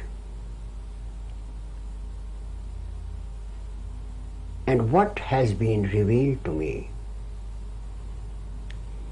is not what the intellect would presume. For instance, considering the nuclear weapons and the present political situation of the world, we would suppose that a war would annihilate all mankind, or at least destroy a large part of the populations. What is revealed to me is that natural events will coincide in such a way with our preparations for war or our actual conflicts as to minimize the destruction. It may be, considering the whole bulk of humanity, only a superficial injury. It will not be a fatal injury. It will not be even a grave wound. But it will be enough to turn men from their present course. How this would occur, what things would take place, what events would befall, I cannot say. I can only say this much, that even in the next 2 decades, in the next 20 years, there will occur natural events and also events on the human plane which would divert the attention of mankind towards a new way of life. And by the beginning of the next century, the world will be no longer divided, but there will be one world confederacy ruling over mankind. This is absolutely necessary because of the demands of evolution. At the present moment, the way of life is distorting the human mind. You see, the more we evolve, the more sensitive becomes the human system. It has been a fallacious thing to suppose that yoga or search for God hardens the system. It doesn't make it more brutal, more crude, more hard. It makes it more sensitive, more loving, more perceptive. It may be able to endure cold and heat and privations and other things, but on the whole, the change is towards a more delicate and a more perceptive instrument. And as we see, compare human beings to animals. Animals eat one kind of food, live among the worst possible environments, have no idea of sanitation or anything, and still go on living. But human beings need a certain very different environments to live and thrive. And you see, the more the civilization, the better the environment, I mean hygienically and physically. Effort is made to create a very easy, convenient and hygienic environment for the human beings to live. Now the Superman would need even a better ordered environment. An enlightened person needs more care in his environment and in his needs and in his demands of his body and the attention to it. So what I mean to say is this, that these devices in the human collective consciousness, when face to face with a crisis of this nature, would create among the more sensitive minds certain symptoms and signs, fears, anxieties, urges, and appetites, which would be of a nature that would like the present environment to be changed. In fact, the present revolt of youth in many countries of the world springs also from this urge. It is not only the generation gap. It is not only that this generation has now to change totally from the older generation. We did not see such a drastic change in the older generations. There was a change, but much less than has occurred now. And why? Because mankind has taken a great leap forward in evolution on account of the amenities provided by science. And with this great leap forward, a different environment and a different social order is absolutely necessary. If now this environment and this social order is not provided, then this leap, which cannot be retraced, you do not have an evolved human being then going back again to the animal level. He will degenerate and end. But the station once achieved by evolution is not then discarded. Then he will degenerate and end. He is discarded, rejected by the evolutionary forces. Now this nation, this group, this man has ceased to follow the rules of evolution, so he is rejected. This happened in the whole history of evolution. The species that could not survive were rejected, thrown out, and they died. They ended. Similarly, the case with men. If at a certain level of evolution they are not able to proceed forward, then the reaction is that they are degenerated and then they end themselves. They no longer evolve. They are then as a backward species now, as backward human beings. And this has happened throughout. Nations, one nation went forward, then failed to maintain the pace. Another nation came forward, threw it back, and subjugated it, and for some time exploited it. We have the same phenomena going on even at this time.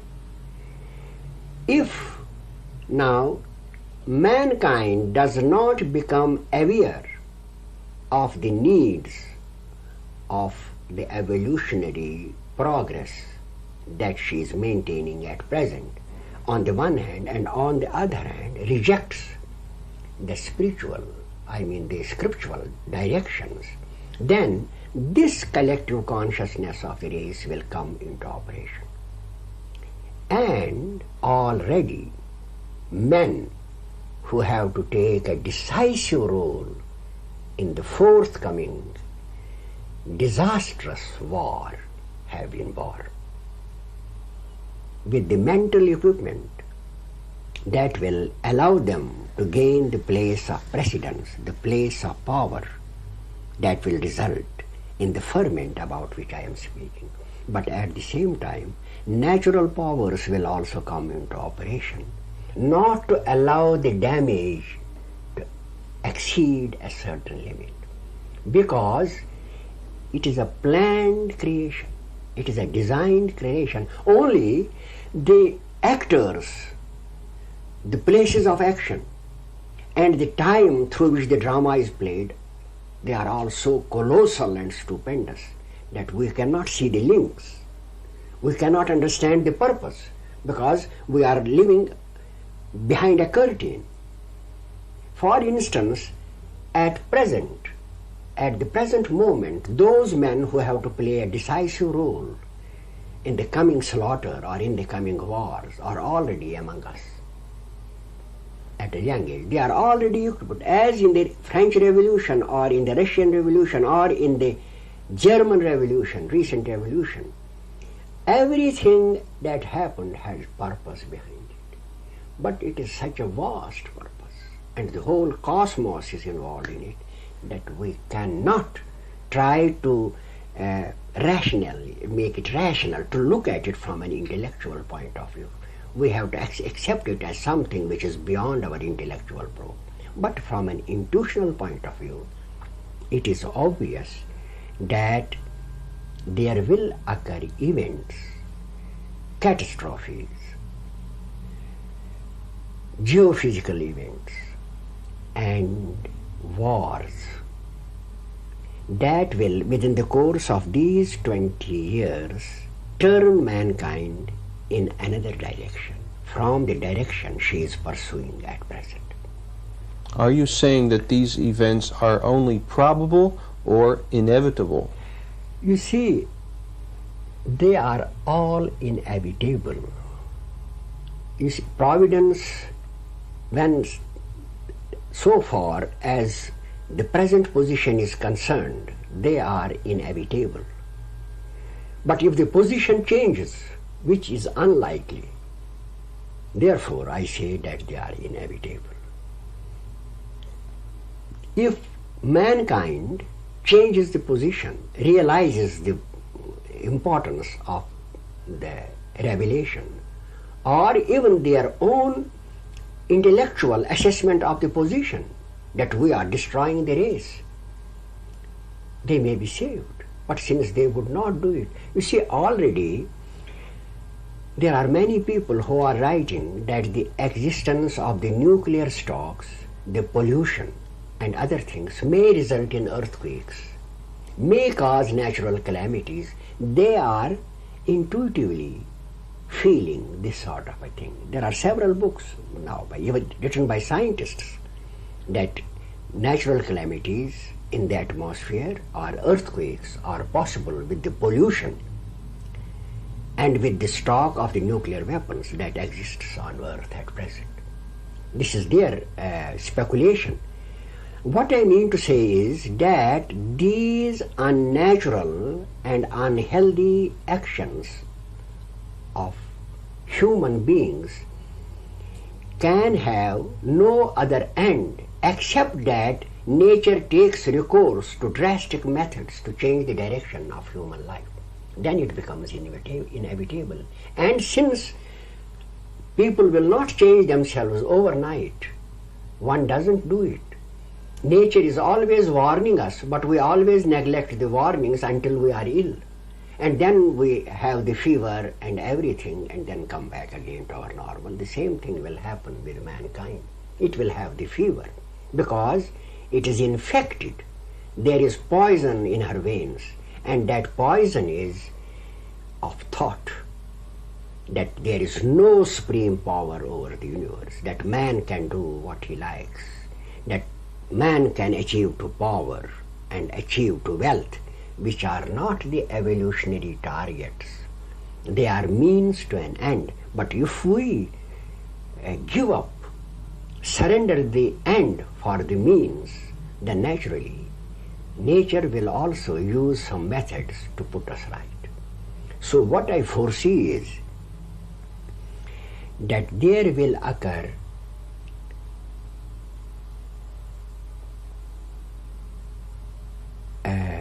calamities. Including nuclear war? There will be a nuclear war also. But its effect will be greatly restricted. Certain strange developments will occur, so that although it will all appear to be natural, occurring by accident, the future events that I mean will seem to be occurring by accident or for geographical or astrophysical causes, but they will be deliberately created actions of superconsciousness. To us they will appear as if they are natural, they are accidental, and explanations may be rendered for them, but they will be the outcome of our present disregard of evolutionary laws. Pandit, would you describe the process by which revelation is given to you?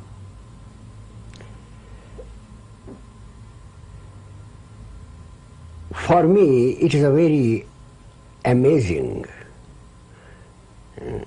occurrence. Always when I am in a mood in which these visions and these writings come, it is always a condition so overpowering that I can only express it with tears.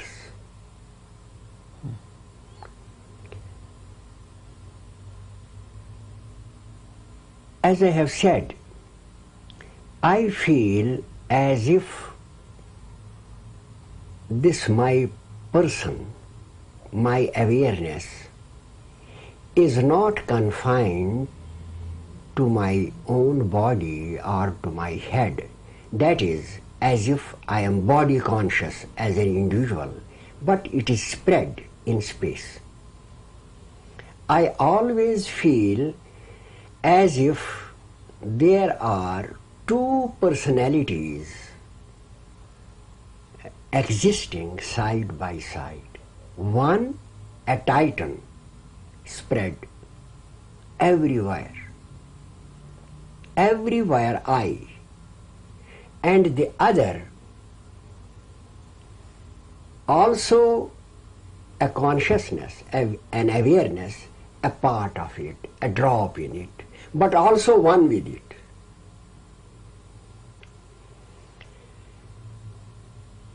I have read that in the case of inspiration, according to many poets and writers, including Nietzsche, the ideas and the lines or the passages or the plots of whole stories or even the whole stories came to them suddenly as if they fell into their lap, as Nietzsche has put it, and then they put those passages, those lines or those ideas on paper. In my case, it is different. it seems that this titan, this other intelligence of which I am talking, this universal consciousness is handing over these thoughts, these ideas, these passages and these verses to me. It is such a breathtaking experience that I feel often humble to dust. I am nothing. In this encounter, I am nothing. Just a shadow receiving directions and instructions from an intelligence which is spread everywhere. I feel that it is the limitation of my brain that I cannot get more from it. Otherwise, what I believe is that every centimeter, every point in this presence knows all there is to be known about the universe. It is a concentrated ocean of knowledge of which every drop is an ocean in itself. It is overwhelming and staggering. And when I start writing, suddenly a paragraph flashes before my vision. It is handed over to me. I can feel it. In the Vedas, this is called Shruti, heard. I both hear and see it. It is something which is just coming into my field of consciousness from the other field, of which I am always conscious. It is lent to it. It is handed over to it. And then after some time I start writing. What takes me half an hour to jot down is transmitted maybe in 5 seconds sometime. It just comes and enters my field of knowledge, my field of awareness. I can compare it to the fall of snow. When you look at the snowflakes, they appear points at the sky level, then slowly they grow larger and larger and larger till you have the snowflakes on your hand are just falling in front of you. It is like this, as if subtle seeds of these ideas come out of this awareness, and then they are transformed by my brain into our language and into our thought. I hope you follow me there. From the unseen, from this ocean of consciousness, a seed-like thing comes, just a hint, which then grows into a passage. And I try to retain this passage in my memory. It is followed by another seed and another passage, followed by another seed and another passage. And then when it is over, I try to write it down, and it takes me a long time. And in the meanwhile, some of the passages even escape my memory, and I have to recall them later when I am correcting what I have written once. This happened from the date I received those poetic lines when I was crossing a bridge, the first manifestation of this power in me. And since then I have always found that at such times, as if another intelligence is working and I am receiving directions, instructions and ideas, and also the linguistic expressions from it, even the words. But I am alert all the time. When I put it down, I am using my own reason also whether what I have put down is correct. Does it conform to my own ideas? And where I feel that perhaps this does not concord with my own ideas, I try to change it. So that I am also using my own mind and my intellect.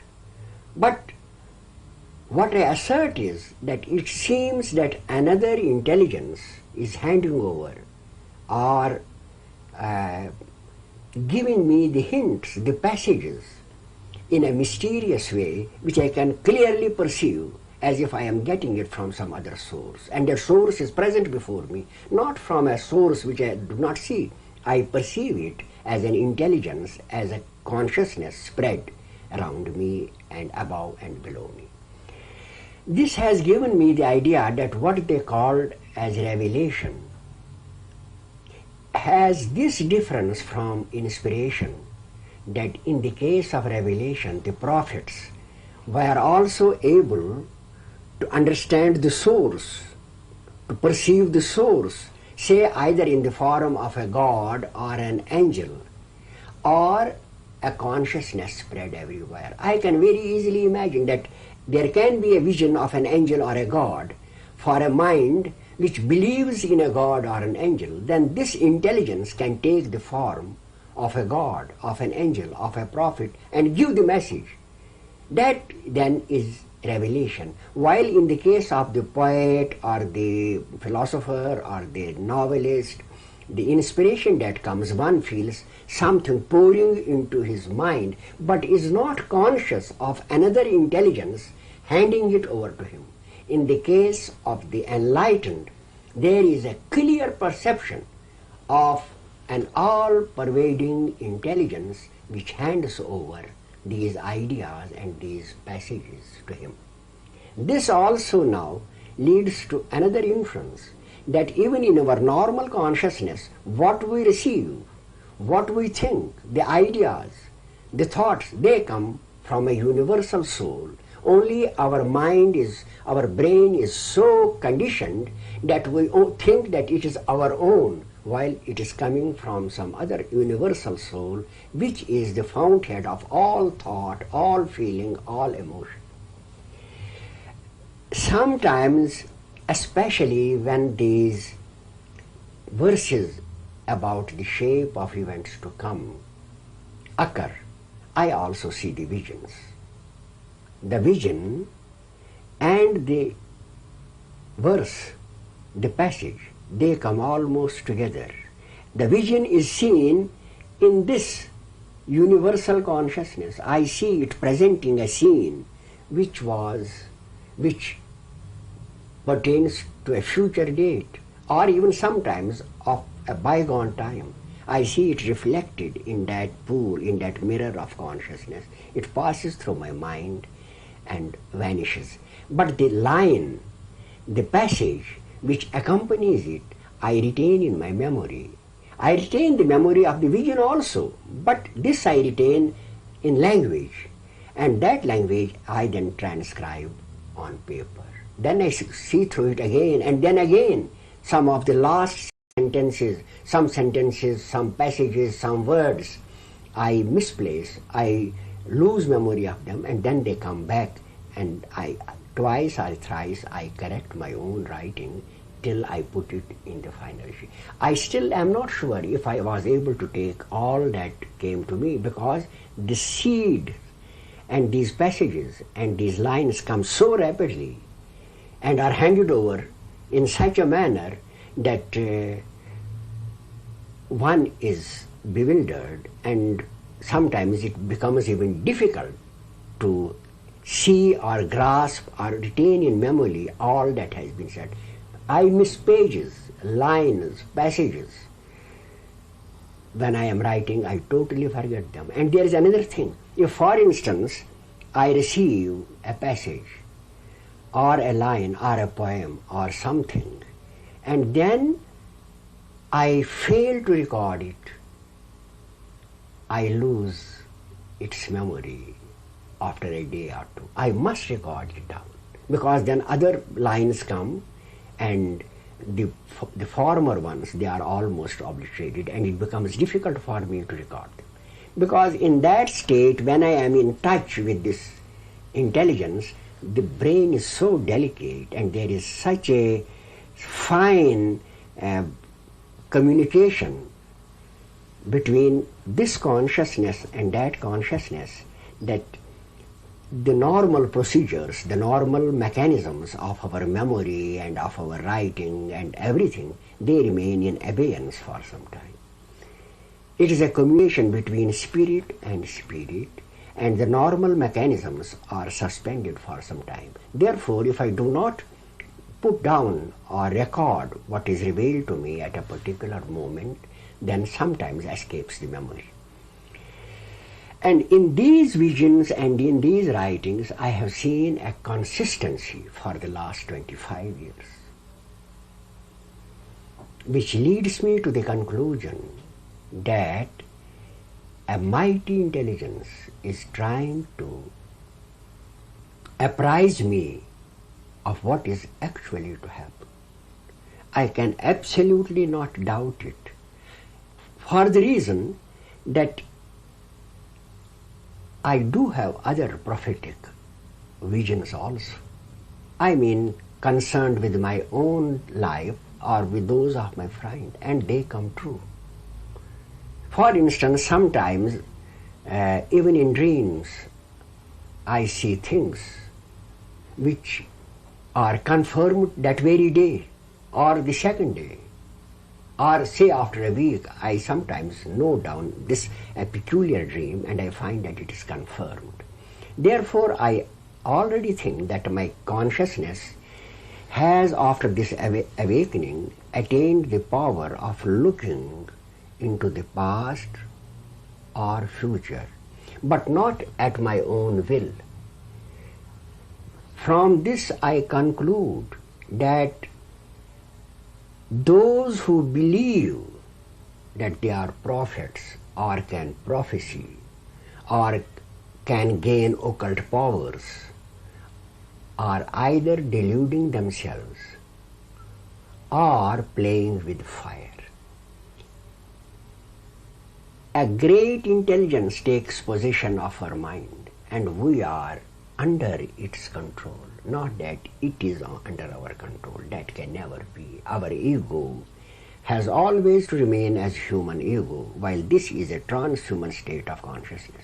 This gives me the impression that what is revealed to me and what I have put down in the riddle of consciousness and the shape of events to come and in other books will surely take place, because I see it coming from an intelligence which is to me all-pervading and which to me appears to be superhuman, in the right sense what we know as omniscient and omnipresent, which knows the past, the present and the future. And from this also I conclude that this higher dimension of consciousness in man is designed to guide humanity to regions and to achievements in future and to the control of energies and forces which are totally beyond our reach or even beyond our thought at present.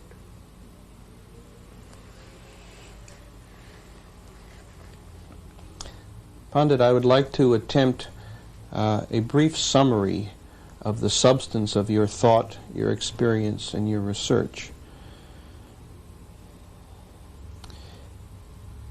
You were proposing, for the scientific community especially, that research be undertaken into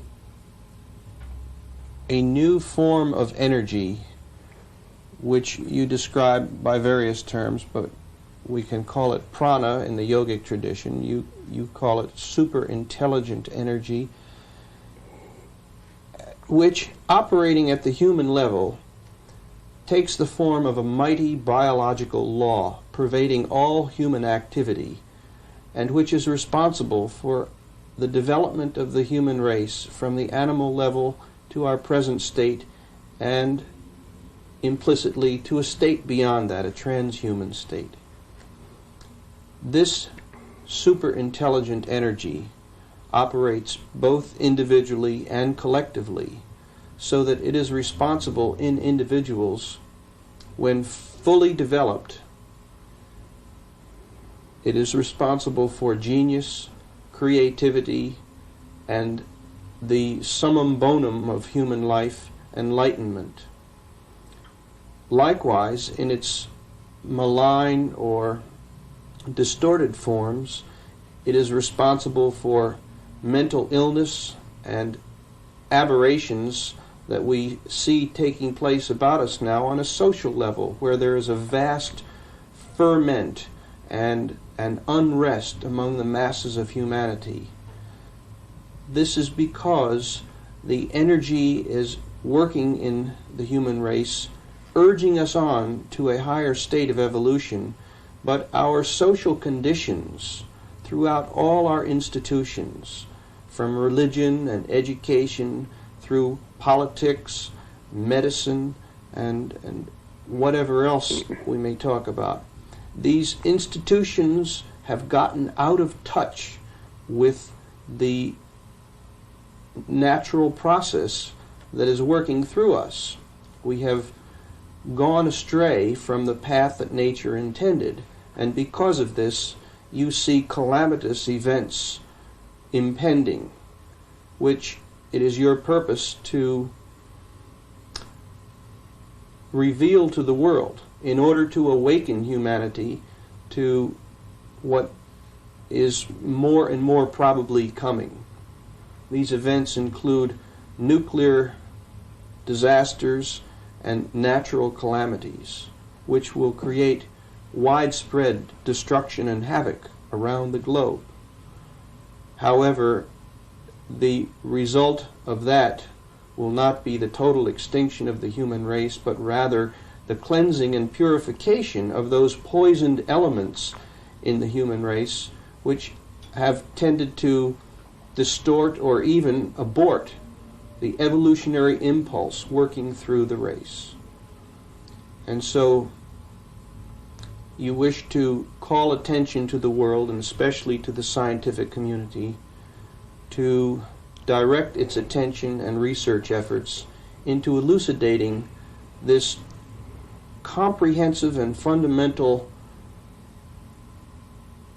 impulse, force, and at the same time mechanism by which the human race evolves. You have summed up the position very correctly. What my own experience tells me is that there is a law of life, like the law of gravity, ruling all the actions, all the progress and the life of mankind. And that the key to this law is Kundalini, which is a mechanism in the human body for arousing the serpent power or the evolutionary energy to accelerate the human evolution to the highest state of consciousness. And disregard of this law is at the root of all the evils that we are experiencing at present. I wish to thank you sincerely for giving of your time to us today, and we will carry your message to such groups and peoples and organizations as are willing to listen. Thank you very much for being with us.